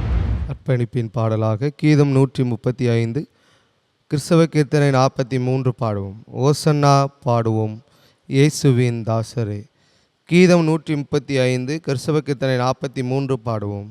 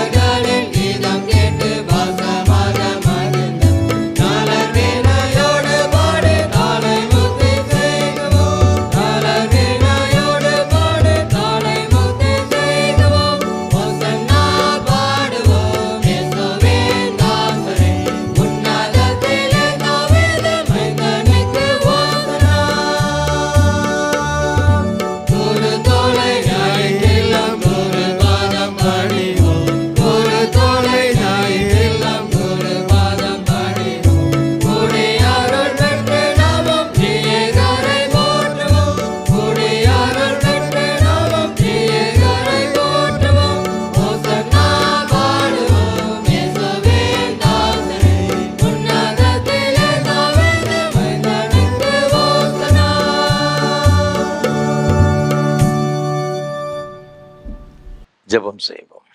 நேசிக்கிற நல்ல தகப்பனே, இந்த ஆசீர்வாதமான வேலைக்காக நன்றியோடு உம்மை துதிக்கிறோம், உம்மை ஸ்தோத்தரிக்கிறோம். 2000 ஆண்டுகளுக்கு முன்பாக எருசலேம் வீதியிலே, எருசலேமுக்குள் நீர் செல்லும் பொழுது ஆண்டவரே, நீர் பவனியாக சென்றீர். சமாதானத்தின் ராஜாவாக, நீதியை செலுத்துகிற ராஜாவாக அங்கு சென்றீர் என்று நாங்கள் வேதத்திலே நாங்கள் வாசித்தோம் ஐயா. திரள் கூட்ட ஜனங்கள் ஆண்டவரே உமக்கு எதிர்கொண்டு வந்து கைகளிலே குருத்தோலையில் பிடித்து கொண்டு தாவீதின் குமாரனுக்கு ஓசன்னா என்று சொல்லி மகிமைப்படுத்தி கொண்டு அப்பா ஆண்டவர் உண்மை குறித்தான சாட்சிகளை மற்றவர்களுக்கு அறிவித்து கொண்டு சென்றார்கள் என்று வேதத்தில் பார்க்கிறோம் ஐயா. அதற்காக ஸ்தோத்திரம். எங்களுடைய வாழ்க்கையும் கூட தகப்பனே, இந்த குருத்தோலையை போல பரிசுத்தம் நிறைந்த ஒரு வாழ்க்கையாக அமைய உதவி செய்யும். என்னுடைய வாழ்க்கை ஒரு முறுமுறுக்கின்ற ஒரு வாழ்க்கை அல்ல, கர்த்தரை மகிமைப்படுத்த ஒரு வாழ்க்கையாக அமைய. எங்களுடைய வாழ்க்கை ஆண்டவரே சாட்சி கெட்ட வாழ்க்கை அல்லப்பா, சாட்சி நிறைந்த வாழ்க்கையாக இயேசுவை பற்றி தான சாட்சியை பிறருக்கு அறிவித்து அவர்களின் சாட்சிகளை மாற்றுகிற ஒரு வாழ்க்கையாக இருக்க ஆண்டவர் எங்களுக்கு உதவி செய்ய வேண்டும் நாங்கள் ஜெபிக்கிறோம். இந்த ஆராதனையில் பங்கு பெற்றிருக்கின்ற ஒவ்வொரு பிள்ளைகளுக்காக ஸ்தோத்திரையா. ஆண்டவரே, நாங்கள் இம்மையில் மாத்திரமல்ல, ஒரு நாள் உம்முடைய ராஜ்யத்திற்கு நாங்கள் வரும் பொழுது ஆண்டவர் நாங்களும் வெள்ளை அங்கிகளை தரித்து கொண்டு கைகளை குருத்தோலை பிடித்து கொண்டு சிங்காசனத்திற்கு முன்பாக ஆட்டுக்குட்டியானவருக்கு நிற்கும்படி பெரிய பாக்கியத்தை ஒவ்வொருவருக்கும் தரும்படியாக நாங்கள் ஜெபிக்கிறோம். அதற்காகத்தான் இவ்வளவு பிரயாசப்படுகிறார் இருந்திருக்கிறீங்கப்பா. நாங்கள் அந்த உன்னதமான பாக்கியத்தை எல்லா மக்களும் பெற்றுக்கொள்ள கிருபை தருவீராக. நாங்கள் மாத்திரமல்ல, எங்களுடைய திருச்சபையின் குடும்பங்கள் மாத்திரமல்ல, எங்கள் தேசத்தின் எல்லா மக்களும், அகில உலக மக்களும் கூட அப்படிப்பட்ட ஒரு பாக்கியத்தை பெற்றுக்கொள்வதற்கு ஆண்டவரே நீர் உதவி செய்யும்படி ஜெபிக்கிறோம் ஐயா. நீ தந்த அருமையான எங்களுடைய கற்பத்தின் கனிகளுக்காய் ஸ்தோத்திரம் செலுத்துகிற பிள்ளைகளை கர்த்தர் ஆசீர்வதிப்பீராக சுவாமி. வருங்காலத்தில் எங்கள் ஆண்டவருக்காக பிரகாச நட்சத்திரங்களைப் போல கர்த்தருடைய நாமத்தை மகிமைப்படுத்துகிற பிள்ளைகளாக இந்த பிள்ளைகள் மீது இந்த பிள்ளைகள் இருக்கும்படி கிருபைகளை கொடுத்து ஆசீர்வதிப்பீராக. ஆண்டவரே, சிறு பிள்ளை எடுத்து அரவணைத்து உடைய அன்பின் கரங்கள் ஐயா, என்னுடைய பிள்ளைகளையும் உடைய கரத்தில் அர்ப்பணிக்கிறோம். நீர் அணைத்துக் கொள்வீராக, ஆசீர்வதிப்பீராக. என்னுடைய பிள்ளைகளுக்கு நல்ல ஞானத்தை தாருங்க ஐயா. வருங்காலத்தினுடைய வசனத்தை பிடித்து கொண்டு உலகத்தை சுடராய் பிரகாசிங்களுக்கு உதவி செய்யுங்கப்பா. ஆண்டவரே, வேலைக்காய் காத்திருக்கிற பிள்ளைகள் உண்டு சுவாமி, நல்ல வேலை வாய்ப்புகளை தாருங்கப்பா. அயல் நாடுகளுக்கு சென்று பணி செய்யும்படியாக அநேக மக்கள் பிரயாசப்பட்டு கொண்டு வருகிறாங்கப்பா. மாத கணக்காக வருடக்கணக்காய் பிரயாசப்படுகிறார் சுவாமி. என்னுடைய பிள்ளைகளுடைய பிரயாசம் ஒன்று கூட விருதாய் போகக்கூடாதப்பா. நாங்கள் ஒருமனப்பட்டு ஜெபிக்கிறோம் சுவாமி. அப்படிப்பட்ட பிள்ளைகளோடு கூட நாங்கள் ஜெபிக்கிறோம் ஐயா. என் நாமத்து நிமித்தம் எவைகளை கேட்டாலும் தருவேன் என்று சொன்னீரே, இயேசு கிறிஸ்துவின் நாமத்தினால் இப்போது இந்த பிள்ளைகளுக்கு உண்டாகட்டும் நாங்கள் ஜெபிக்கிறோம். அது படிப்புக்காக இருந்தாலும் சரி, வேலைக்காக இருந்தாலும் சரி, எதற்காக இருந்தாலும் சரி, கர்த்தர் உமது பிள்ளைகளுடைய வாழ்க்கையில் ஒரு அற்புதத்தை செய்யும்படி நாங்கள் ஜெபிக்கிறோம் ஐயா. திருமணத்திற்கு காத்திருக்கிற அருமையான சகோதர சகோதரிகளுக்காக ஜெபிக்கிறோம் ஐயா. நெடுங்காலமாய் காத்திருக்கிற இதயத்தை இழைக்கப்படும் விரும்பினது வரும்போது ஜீவருட்சம் போல் இருக்குன்னு சொன்னீங்களே ஐயா. ஆண்டவரே, என்னுடைய வாலிப வயதெல்லாம் தாண்டி செல்லுகிறது, என்னுடைய மகனுக்கு என்னுடைய மகளுக்கு இன்னும் திருமணம் நடக்கவில்லை சொல்லி புலம்புகிற பெற்றோருடைய தகப்பனே, இந்த பிள்ளையுடைய கண்ணீரெல்லாம் எங்களை ஆண்டவர் துடைப்பீராக. இந்த குடும்பத்தில் சந்தோஷமான காரியம் நடைபெறுவதற்கு கர்த்தர் உதவி செய்வீராக. எல்லா தடைகளும் இயேசு கிறிஸ்துவின் நாமத்தில் மாறட்டு நாங்கள் ஜெபிக்கிறோம் ஐயா. அற்புதங்களை செய்யுங்கப்பா. அதே போல குழந்தை செல்வங்களுக்கு காத்திருக்கிற தம்பதிகளுக்காக ஜெபிக்கிறோம் சுவாமி. காத்திருந்து ஏமாந்து போன ஒரு சூழ்நிலை சுவாமி. ஆண்டவர் மாத்திரம்தான் எங்களுக்கு குழந்தையை கொடுக்க முடியும், அவர் அற்புதம் செய்தாதான் உண்டு என்று சொல்லி உண்மையே பார்த்து கொடுக்கிற தம்பதிகளுக்கு ஜெபிக்கிற ஐயா. பக்தியுள்ள பிள்ளைகளுக்கு இறங்குகிற ஆண்டவரே, அவர்களை நோக்கி பார்க்கிற ஆண்டவரே, இந்த பிள்ளைகளுக்கு கர்த்தர் இரக்கமா இறங்கி சுவாமி ஆண்டவரே அவர்களை தமக்கென்று தெரிந்து கொள்கிற ஆண்டவரப்பா. இந்த பிள்ளைகளை தெரிந்து கொண்டு நீ அவர்களை ஆசீர்வதிக்கும்படி ஜெபிக்கிறோம். அண்ணாளுக்கு இறங்கின ஆண்டவர், ரெபேக்காளுக்கு இறங்கின ஆண்டவர், அன்பு பிள்ளைகளுக்கும் கர்த்தர் இறங்கும்படியா நாங்கள் ஜெபிக்கிறையா. கற்பதற்கு அணியை கொடுத்து உமது பிள்ளைகளை ஆசீர்வதித்து சந்தோஷப்படுத்தும்படி ஜெபிக்கிறையா. அடிக்கடி அபார்ஷன் ஆகிற நிமித்தமாக வேதனையோடு கூட ஜெபத்தில் பங்கு பெற்ற அருமையான பிள்ளைகளுக்காக ஜெபிக்கிறோம் சுவாமி. ஆண்டவர் பிசாசு கொண்டு வருகிற இந்த போராட்டங்கள் இயேசு கிறிஸ்துவின் நாமத்தினாலே விலகட்டும் நாங்கள் ஜெபிக்கிறோம் ஐயா. விலகுவதாக ஆண்டவரே உமக்கு ஸ்தோத்திரம் ஐயா. இந்த பிள்ளையுடைய வாழ்க்கையில் ஒரு அற்புதம் செய்வீராக. இந்த பிரச்சனை இன்றோடு ஒளிந்து போகும்படி இயேசுவின் நாமத்தை ஜெபிக்கிறோம். உடைய பிள்ளைகள் ஆசீர்வதிங்கப்பா. பேறுகால நிலைமை இருக்கிற அருமையான பிள்ளைகளுக்காய் ஸ்தோத்திரம். கற்பதின் கனியை பூரணப்படுத்தி கர்த்தர் சுகப்பட பிரசவத்தை கொடுக்கும்படி நாங்கள் ஜெபிக்கிறோம் ஐயா. ஆண்டவர் இந்த பிள்ளைகளை பலப்படுத்துங்க, ஸ்திரப்படுத்துங்க. ஆண்டவரே உமக்கு ஸ்தோத்திரம். சிக்கலான பிரசவமாக இருக்குமோ என்று சொல்லி கலங்கி கொண்டிருக்கிற பிள்ளைகளுக்காக ஜெபிக்கிறோம். அது எல்லாம் இயேசு கிறிஸ்துவின் நாமத்தில் மாறட்டாங்க ஜெபிக்கிறோம். அருமையான சகோதரருடைய இந்த பயங்கள் எல்லாம் கர்த்தர் மாற்றி போடுவீராக. உடைய பிள்ளை நீ பலப்படுத்தும்படி நாங்கள் ஜெபிக்கிறையா. வயோதிபர் நிலைமை இருக்கிற அருமையான பெற்றோர்களுக்காக ஸ்தோத்திரையா. இந்த வயதான காலத்தில் எனக்கு உதவி செய்ய யாருமே இல்லைன்னு சொல்லி கலங்குற அருமையான பிள்ளைகளுடைய கருத்தில் அர்ப்பணி நாங்கள் ஜெபிக்கிறோம் சுவாமி. ஆண்டவர் இந்த பிள்ளைகளை கண்ணோக்கி பார்த்து அவர்களை கர்த்தர் ஆசீர்வதிக்க வேண்டும் நாங்கள் ஜெபிக்கிறையா.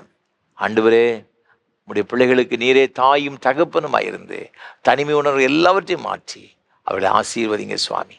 உடைய இனிமையின் பிரசன்னம் அவர்களோடு கூட இருக்கட்டும். வியாதினால் பாதிக்கப்பட்ட பிள்ளைகளுக்காக ஜெபிக்கிறோம். உச்சந்தலை முதல் உள்ளங்கால் வரை பல வியாதியில் பாதிக்கப்பட்ட ஒவ்வொருவருக்காக ஜெபிக்கிறோம் சுவாமி. ஃபிட்ஸ் வியாதியினால் பாதிக்கப்பட்ட பிள்ளைகளுக்காக, இருதய நோயால் பாதிக்கப்பட்ட பிள்ளைகளுக்காக, ஆண்டவரே சிறுநீரக பிரச்சனையால் பாதிக்கப்பட்ட பிள்ளைகளுக்காக, ஸ்பைனல் கார்டில் ஏற்பட்ட பிரச்சனை, நடக்க முடியாத பிரச்சனை, ஆண்டவரே காய்ச்சலினால் அடிக்கடி காய்ச்சல் நிமித்தமாக பல வகையான தொந்தரவுகள், சரீர சோர்வுகள், இது நிமித்தமாக வேதனைப்பட்டு ஒவ்வொரு பிள்ளைகளுக்காக ஜெபிக்கிறோம். இயேசு கிறிஸ்துவின் சுகமளிக்கிற வல்லமை இப்பொழுது இந்த பிள்ளைகள் மீது இறங்குவதாக சுவாமி. தலையில் அடிக்கடி ஏற்படுகின்ற ஆண்டவர் வலிகள், அந்த பிரச்சனைகள் வேறு எதுவும் இருக்குமாறு சொல்லி கலங்குகிற பிள்ளைகளுக்கு ஜெபிக்கிறோம். எல்லாம் நார்மல் ஆகும்படி இயேசுவின் நாமத்தை நாங்கள் ஜெபிக்கிறோம் ஐயா. ஆண்டவர் கண்கள் இருக்கிற எல்லா பிரச்சனையும் முற்றிலும் மாற நாங்கள் ஜெபிக்கிறோம் சுவாமி. ஒரு பூரண சுகம், பூரண விடுதலையை கர்த்தர் கொடுப்பீராக. கேன்சரா இருக்குமோன்னு சொல்லி கட்டிகள் மீதும் பயந்து கொண்டிருக்கிற பிள்ளைகளுக்கு ஜெபிக்கிறோம். இயேசு கிறிஸ்துவின் நாமத்தை இந்த கட்டிகள் எல்லாம் மறைந்து போகும்படி ஜெபிக்கிறோம் ஐயா.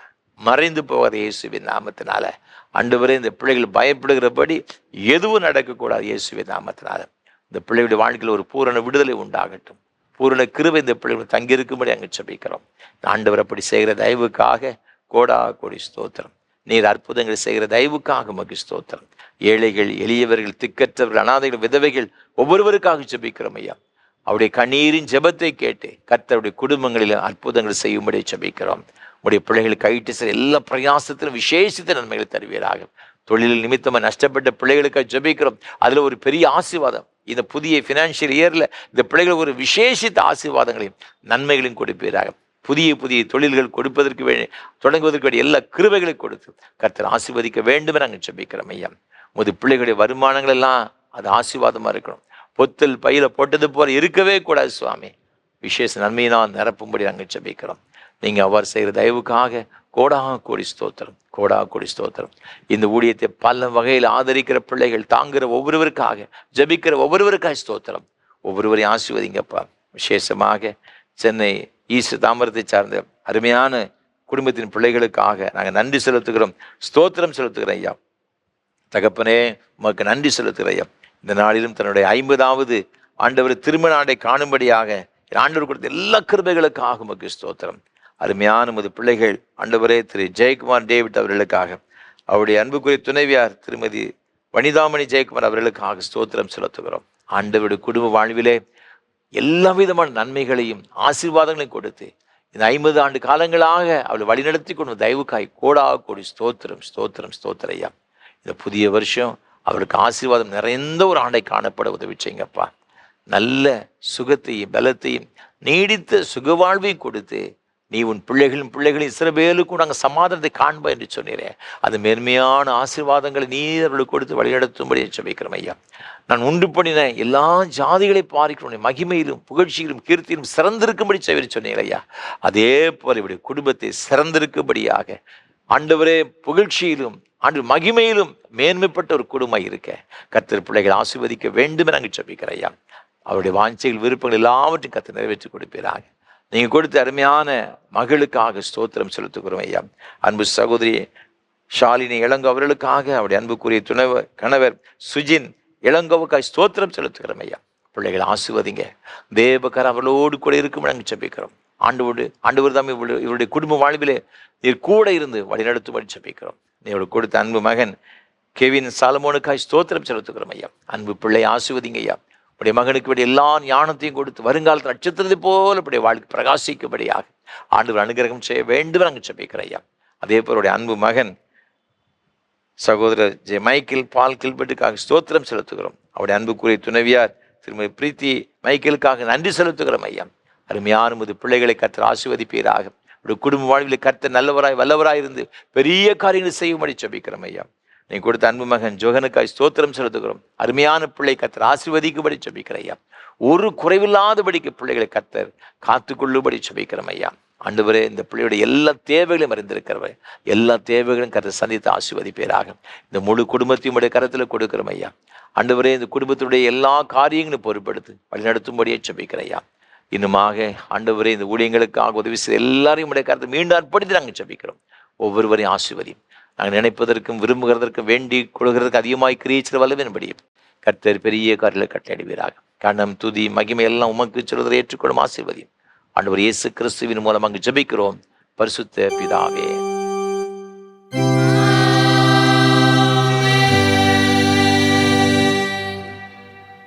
உங்கள் பாவங்கள் நிமித்தம் முழு இருதயத்துண்மையாய் மனஸ்தாபப்பட்டு பிறரது அன்பும் சிநேகமாயிருந்து இனி தேவனுடைய கற்பனைகளை கைக்கொண்டு புதிதாக்கப்பட்டவர்களாக அவருடைய பரிசுத்த மார்க்கத்தில் நடப்போம் என்று தீர்மானத்துக்கு நீங்கள் விசுவாசத்தோடு சேர்ந்து உங்களுக்கு ஆறுதல் உண்டாக இந்த பரிசுத்த சாக்கிரமத்தை வாங்கிக் கொள்ளுங்கள். அதற்காக பணிவாய் முழங்கால் படியிட்டு சர்வ வல்லமை உள்ள தேவனை நோக்கி உங்கள் பாவங்களை மனத்தாழ்மையாய் அறிக்கையிடுங்கள். சர்வ வல்லமை உள்ள தேவனே, சர்வ வல்லமையுள்ள தேவனே, கர்த்தராகிய இயேசு கிறிஸ்து பிதாவே, சகலத்தையும் சிருஷ்டித்தவரே, சகல மனிதருக்கும் நியாயாதிபதியே, தேவரீருடைய நீதியுள்ள கோபாக்கினை எங்கள் மேல் வரத்தக்கதாக நாங்கள் அடிக்கடி நினைவினாலும் வார்த்தையினாலும் கிரியையினாலும் ஒரு திவ்ய மகத்துவத்துக்கு விரோதமாய் அங்கீகரித்து செய்த பலவிதமான பாவங்களையும் அக்கிரமங்களையும் அறிக்கையிட்டு புலம்புகிறோம். இந்த குற்றங்களை குறித்து நாங்கள் உண்மையாய் மனஸ்தாபப்பட்டு முழு மனதோடு துக்கப்படுகிறோம். அவள் நினைத்து வேதனைப்படுகிறோம். அவள் எங்களாலே சுமக்கப்படாத பாரம் எங்களுக்கு இறங்கும். மிகுந்த இரக்கமுள்ள பிதாவே, எங்களுக்கு இறங்கும். நாங்கள் செய்த யாவையும் அது குமாரனும் கர்த்தருமாகிய இயேசு கிறிஸ்து நிமித்தம் எங்களுக்கு மன்னியும். இந்த நாமத்துக்கு கனமும் மகிமையும் உண்டாக. நாங்கள் புதிதாக்கப்பட்டவர்களாய் இனி எப்பொழுதும் உமக்கு ஊழியம் செய்து உமக்கு பிரியமாய் நடந்து வரும்படி எங்கள் கர்த்தராகிய இயேசு கிறிஸ்து மூலமாய் கட்டளையிட்டுள்ளோம். ஆமென்.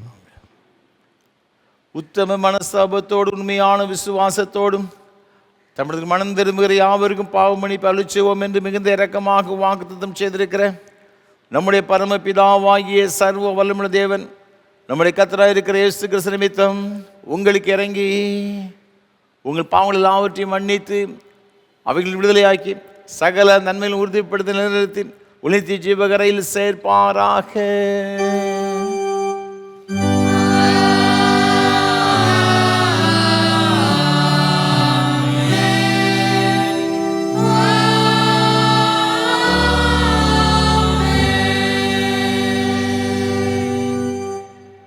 தமிழகத்தில் உண்மையாய் மனம் திரும்புகிற யாவருக்கும் நமது இரட்சகராய் கிறிஸ்து திருவுளம் பெற்ற ஆறுதலான வார்த்தைகளை கேளுங்கள். வருத்தப்பட்டு பாரம் சுமக்கிறவர்களே, நீங்கள் எல்லாரும் இடத்தில் வாருங்கள், நான் உங்களுக்கு இளைப்பாறுதல் தருவேன். தேவன் தம்முடைய ஒரே பேரான குமாரனை விசுவாசிக்கிறவன் எவனோ அவன் கெட்டு போகாமல் நித்திய நடைமுறைக்கு அவரை தந்தரளி இவ்வளவாய் உலகத்தில் அன்பு கூர்ந்தார். பாவிகள் ரட்சிக்க கிறிஸ்து இயேசு உலகத்தில் வந்தார் வார்த்தை உண்மையும் எல்லா அங்கீகரிப்பு பாத்திரமானது. ஒருவன் பாவம் செய்வான், ஆனால் நீதிபராக இருக்கிற இயேசு கிறிஸ்து நமக்காக பரிந்து பேசுகிறவராக இருக்கிறார். நம்முடைய பாவங்களை நிவர்த்தி செய்கிற கிருபாதார பலி அவரே. உங்களிலிருந்து உயர்த்துங்கள்.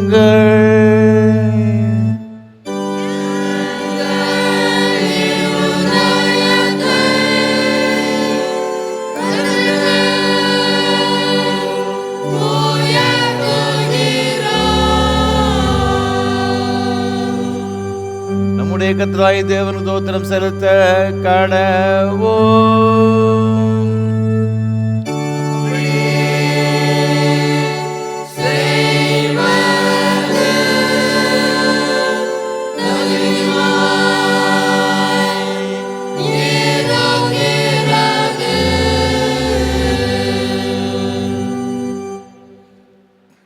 கர்த்தாவே, பரிசுத்த பிதாவே, சர்வ வல்லமையுள்ள நித்திய தேவனே, நாங்கள் எக்காலத்திலும் எவ்விடத்திலும் தேவர் தோத்திரம் செலுத்துகிறது எங்களுக்கு விசேஷ கடமையுமாக இருக்கிறது.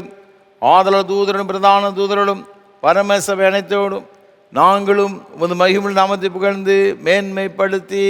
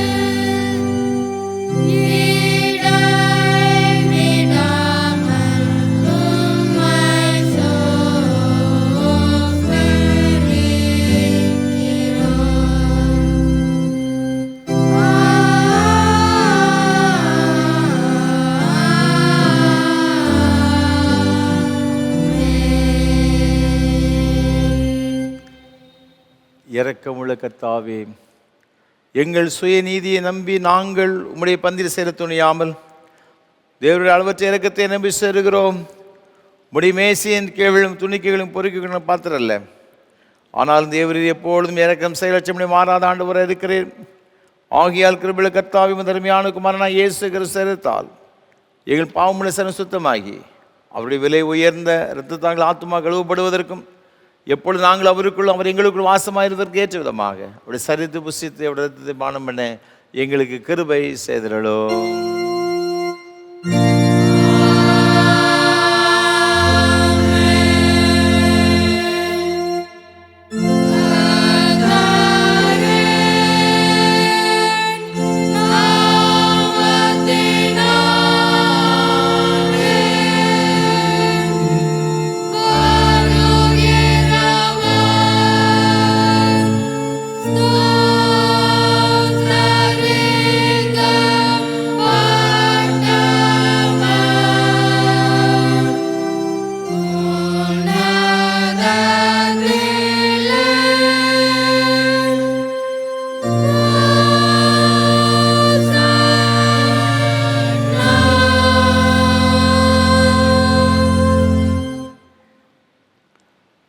சர்வ வல்லமுள்ள தேவனே, எங்கள் பரமபிதாவே, தேவரீர் எங்களுக்கு உருக்கமாக இறங்கி உம்முடைய ஒரே பேரான குமாரனாகி இயேசு கிறிஸ்து சிலுவையில் மரணமடைந்து எங்களை மீட்டுக் கொள்ளும்படி தந்தனரே. அவர் சிலுவையிலே ஒரே தர தம்மை ஏகபலியாக ஒப்பு கொடுத்து சர்வலோகத்தின் பாவங்களை நிவர்த்தி செய்வதற்கு நிறைவும் பொருளும் போதுமான பலியையும் காணிக்கையும் பரிகாரத்தை செலுத்தும் அல்லாமல் தமது அருமையான மரணத்தை என்றைக்கு நினைப்பூட்டு ஞாபகத்தை நியமித்து தாம் திரும்ப வரும்பளவும் நாங்கள் அதை அனுசரித்து வரும்படி தமது சுவிசேஷத்தில் கேட்டிருக்கிறாரே. இரக்கமுள்ள பிதாவே, எங்கள் ஜெபத்தை கேட்டவர்களே, முது குமாரனும் எங்கள் ரட்சகருமாய் இயேசு கிறிஸ்து கட்டளையிட்ட பரிசுத்த நியமத்தின்படி நாங்களுடைய பாடுகளையும் மரணத்தையும் நினைவு கூர்ந்து உமது சிறுசி பதார்த்தங்களையும் இந்த அப்பத்தையும் திராட்சையும் பெற்றுக்கொள்ளும் பொழுது அவருடைய பரிசுத்தமுள்ள சரீரத்திற்கும் இரத்தத்திற்கும் பங்கு உடலாகும்படி கிருபை செய்ய வேண்டும் என்று மிகவும் தாழ்மையை வேண்டிக் கொள்கிறோம். இயேசு தாம் காட்டி கொடுக்கப்பட்ட ராத்திரியிலே அப்பத்தை எடுத்து ஸ்தோத்திரம் பண்ணி அதை பிட்டு சீசல் கொடுத்து, நீங்கள் எல்லாரும் வாங்கி புசியுங்கள், இது உங்களுக்காக கொடுக்கப்படுகிற என்னுடைய சரீரம். என்னை நினைவுறும்படி வச்சேன் என்றார். அப்படி ராபோஜனை பண்ணின பின்பு பாத்திரத்தை எடுத்து ஸ்தோத்திரம் பண்ணி அவர்களுக்கு கொடுத்து, நீங்களார் இதில் பானம் பண்ணுங்கள், இது பாவமன்னிப்புடன் உங்களுக்காக நேரு சிந்தப்பட்ட பொது உடன்படிக்கைக்குரிய என்னுடைய இரத்தம், இதை பானம் பண்ணும் பொழுதெல்லாம் என்னை நினைவுறும்படி இதை செய்யுங்கள் என்று திருவுளம் பற்றினார்.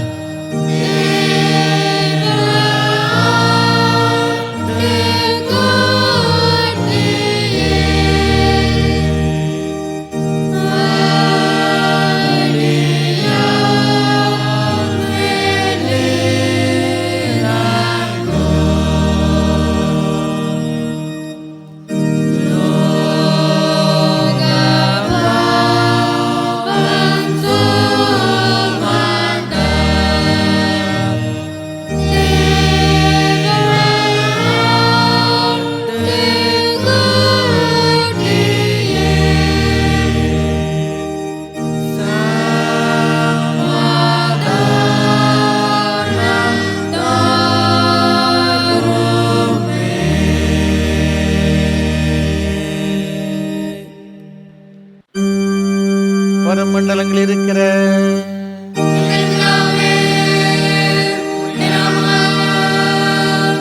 பரிசுத்த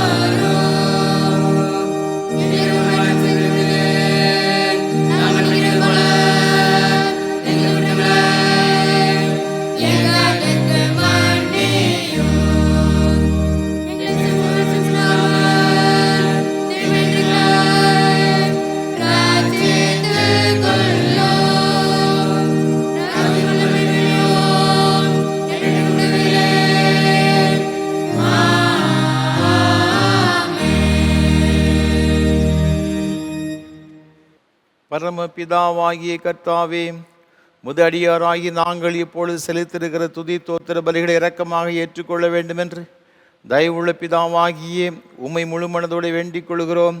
உம்முடைய குமாரனாகிய இயேசு கிறிஸ்துவின் புண்ணியத்தினாலும் மரணத்தினாலும் அவர் திரு ரத்தத்தை பற்றி விசுவாசத்தின் மூலமாக நாங்களும் மற்றும் உள்ள உம்முடைய சபை அனைத்தும் பாவ மன்னிப்பை அவர் பாடுகளினால் உண்டான மற்றெல்லா நன்மைகளையும் பெற்றுக்கொள்ளும்படி தேவருக்கு கிருபை செய்ய வேண்டும் என்று தாழ்மையை பிரார்த்திக்கிறோம்.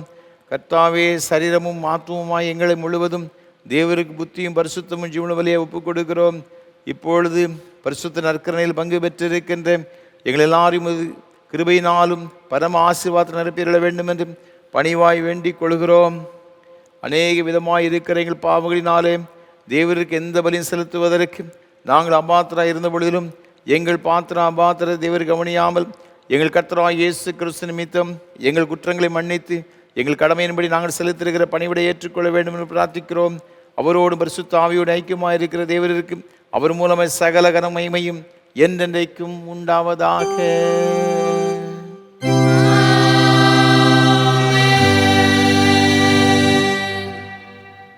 எல்லா புத்திக்கு மேலான தேவ சமாதானங்களோடு இருந்து நீங்கள் தேவனையும் அவருடைய குமாரனாகிய நம்முடைய நாதர் இயேசு கிறிஸ்து பற்றி அறிகிற அறிவிலும் அன்பில் நிலைத்திருக்கும்படி உங்கள் இரு தேசத்தை காக்கிடுவது பிதா குமாரன் பரிசுத்த ஆவியாகிய சர்வ வல்லம் பொருந்திய தேவனுடைய ஆசீர்வாதங்களோடு கூட இருந்து இன்றும் என்றும் சதா காலங்களிலும் உங்களோட நிலைத்திருக்க கடவது.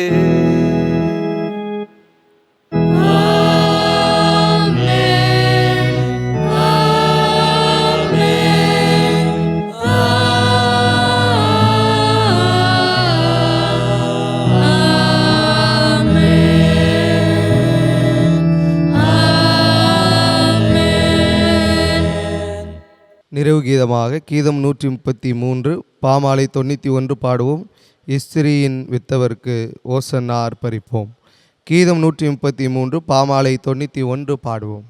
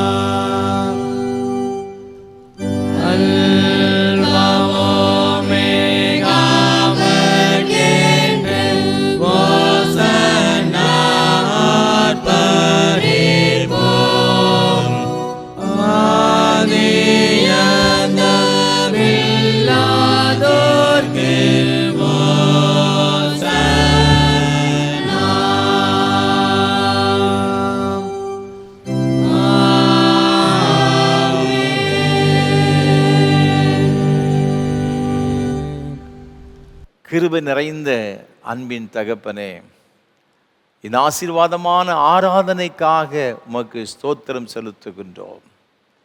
எருசலேம் வீதி வழியாய் பவனியாய் சென்ற ஆண்டவரே, உம்மை நினைவு கூர்ந்து இந்த ஆராதனையில் உம்மை ஆராதிக்க கொடுத்த எல்லா கிருபைகளுக்காக உமக்கு ஸ்தோத்திரம் ஐயா. இந்த ஆராதனையில் பங்கு பெற்ற அனைத்து பிள்ளைகளுக்காக நாங்கள் ஜெபிக்கின்றோம். ஒவ்வொருவரையும் தனித்தனியாய் சந்தித்து ஆசீர்வதிப்பீராக. முது பிள்ளைகள் என்னென்ன தேவைகளோடு எதிர்பார்ப்புகளோடு கூட இந்த ஆராதனையில் பங்கு பெற்றார்களோ எல்லாவற்றையும் சம்பூர்ணமாக சந்தித்து நீர் ஆசீர்வதிக்கிற தயவுக்காய் ஸ்தோத்திரம். தொடர்ந்து வருகிற நாட்கள், வாரங்கள், மாதங்கள் எல்லாம் ஆசீர்வாதமாயிருக்க உதவி செய்யும். ஆசீர்வதியும், நாமத்தை மகிமைப்படுத்தும். மீட்பர் இயேசு கிறிஸ்துவின் மூலமாக ஜெபிக்கிறோம் பரிசுத்த பிதாவே. கர்த்தங்களோடு இருப்பாராக. தேவ சமாதானத்தோடே சென்று வாருங்கள்.